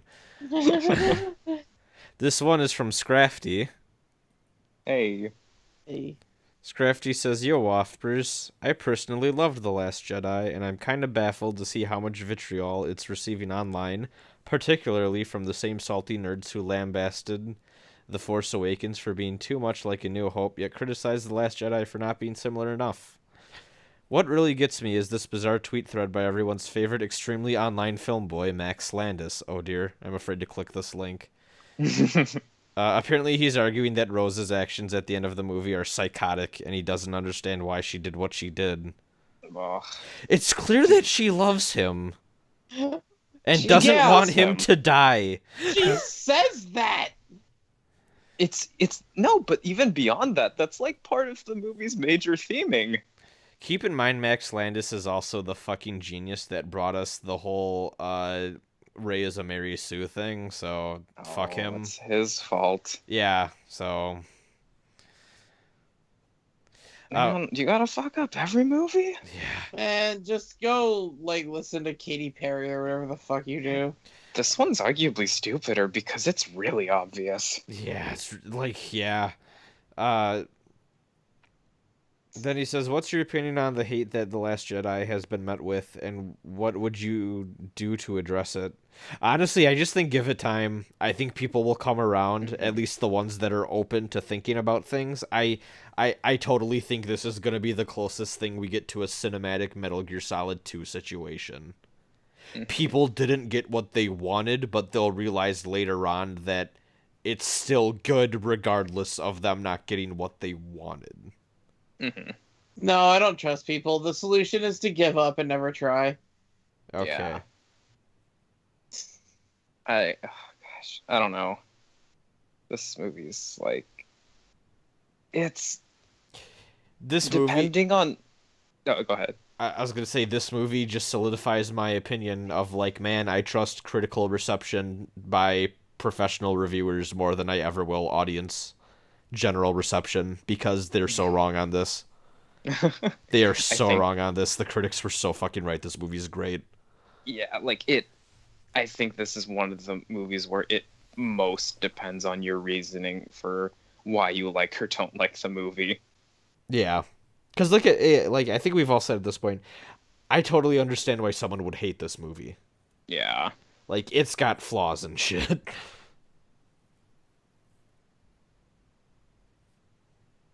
Stay cool, Scrafty. Thanks, Scrafty. This one's from Bump a Dump. What are some games that came out this year that you don't think got enough attention? I did not play that many this year, honestly. See, like, my obvious one is Heat Signature, but, like, even then, like, I don't know. Like, that seems to be one of the standout indie games the more that people talk about it. Like, it's shown up on a lot of lists places, it looks like. So, I don't know if I have one. Honestly, this is gonna be stupid because, like, it's not underrated, but I feel like Mario Cross Rabbids did get, like, looked over by a lot of people just because, like, ugh, Rabbids, but, like, it's a good-ass video game. It's not perfect, but it is a good-ass video game. So this is gonna sound really stupid, but just give me Player 1 second to Unknown's explain. Battlegrounds. No, man, it's Fortnite. gonna sound almost as stupid. I honestly truly believe that Resident Evil 7 deserved more attention and praise than it got. No, Honestly, that's a good one. I agree. It came and went kind of fast. Like a lot of people like it, but and this is gonna sound kind of petty. I feel like it's a little bit of a shame that it got like written off and known as, oh, that's the good VR game, because that game is a return to force for Resident Evil and survival horror as a genre. Dude, I have no attachment to Resident Evil. I think that game's awesome.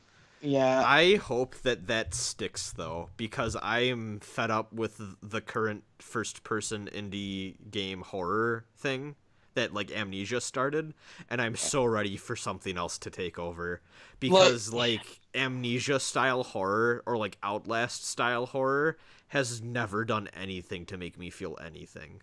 The thing about Resident Evil 7 that's so good is that it reinterprets that as an actual survival horror game, because like there are some elements from more modern horror stuff in Resident Evil, especially like with the first person camera view and everything, Yeah.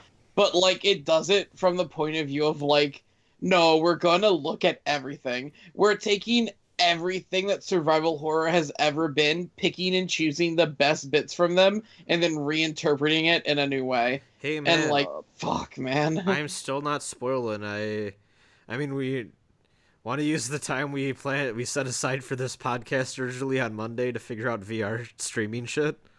Yeah, sure, we could give that a test. That'll be fun. Walk through the beginning hour some more. Yeah, maybe start the thing proper. Who knows? Nice. Yeah. It's- Well, we'll it's have to good. test to see if it works. Yeah, we'll have to test first, obviously. But yeah. Did you actually end up picking up the gold edition when it price arrowed to $20? Nice. Okay. Not. I didn't see that. When was that? A day or two ago. Oh no, I picked up gold edition like weeks back for 30. Oh yeah. Close.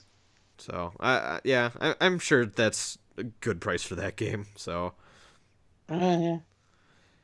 This last one is from Josh.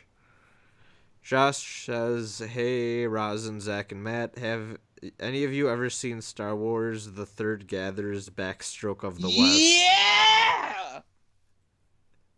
I don't think so.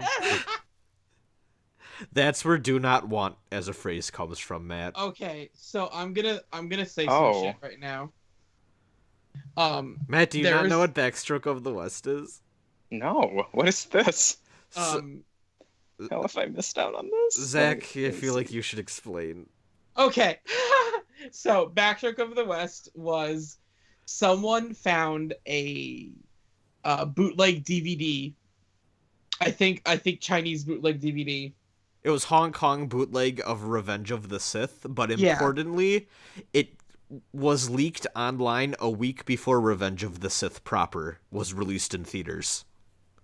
So, the movie was normal, but the subtitles had been translated from English to Chinese, then back to English, and it was all fucked up. But it wasn't just a regular like machine translation fuck up. It was done by hand, and you could tell that it was done by hand by people that had no idea what the fuck they were doing or what that movie was. And it's baffling. It is baffling some of the things that are in it, such as the Jedi Order is called the like Presbyterian Church.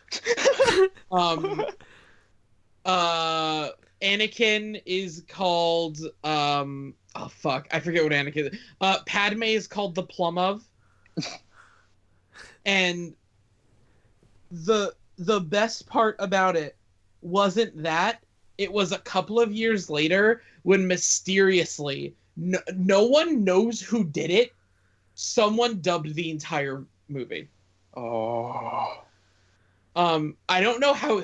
So like it was uploaded in like bits and pieces to YouTube that were then taken down, re-uploaded to Vimeo. At some point, there was a torrent out there with the whole thing just placed over the movie in like HD. I don't know how easy it is now to find the dub, but I absolutely implore everyone to try to track it down because it is the funniest fucking thing in the world. And there are lines from The Third Gathers that I still say all the time. I've never heard of this before. So the best part though is at the end where Darth Vader has the no moment. That was translated to "do not want." And that's where that meme comes from. Yep. I didn't know that's where that was from. Man, there are so many good lines in there that are so dumb. Is you let her rebel me? And in the dub, hearing that, with like actually halfway decent voice actors in that dub too. It's so good to see them say that with conviction. I need to watch this really badly. You really do. It's a classic. I can't believe I didn't know. Yeah. I don't know if I'm I've ever excited for sat this. through the full thing, but like it's good. Oh, it's called Backstroke of the West, by the way, because the Sith are called the West.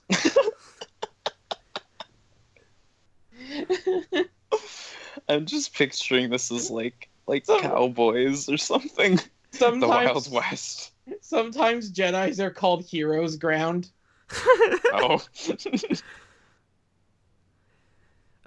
Star Wars aside, have you cooked, baked, or eaten anything interesting recently? I barely cook well. I cook every now and then. Nothing interesting. Yeah. Like I made some sometimes I make sauce and go all out on the sauce and then use the sauce for like 3 of the next meals. So I did that like a week or 2 ago. Oh, I heated up a nice bowl of rice and put Pringles in there. Yeah. I ate my sister's pancakes from a restaurant she went to. Nice. There's that. Don't ask about the Pringles rice. It was a moment of weakness. I made Why apple didn't you turnovers. let me forget that?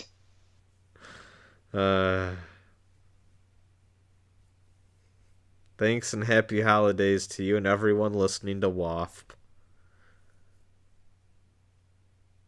Well, that's the final email. It's time for the email segment to end. The last email. Rasen. That won't be the last email. What's the last email? Zach, quick, send one in. I'm trying. Oh god. Type it in Hut Ease. Oh god. Oh, hey, Gaming Life with a Y Network followed me on Twitter. Oh God. Hold on. How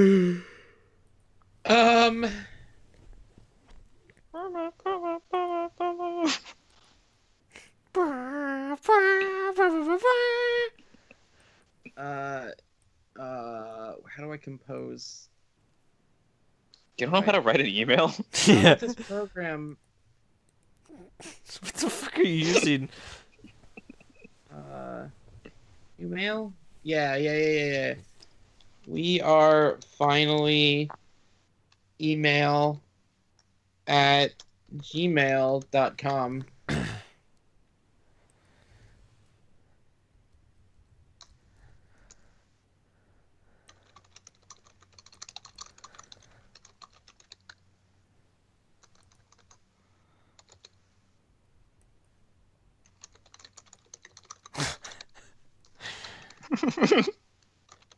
Happy holidays, everyone. Send your fucking email. Send. Did you send it? I'm clicking. Yeah. Okay, I'm going to translate your email into Huddies using funtranslations.com. Julian writes. Oh no. Did you send it? I mean, yeah, I sent it. Alright, I translated it to Huddies. Alright. This will not be the last email.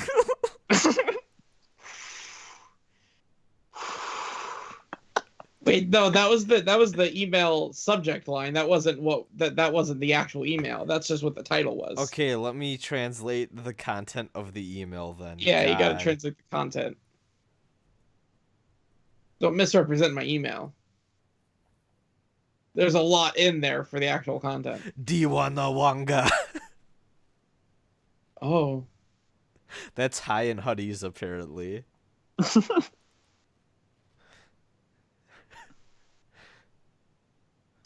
Goodbye, everyone.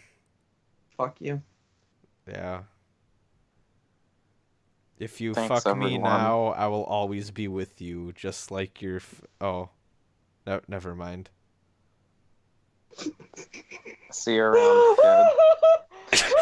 Woo! Oh. Woo! Oh, that was an awkward way to end that one.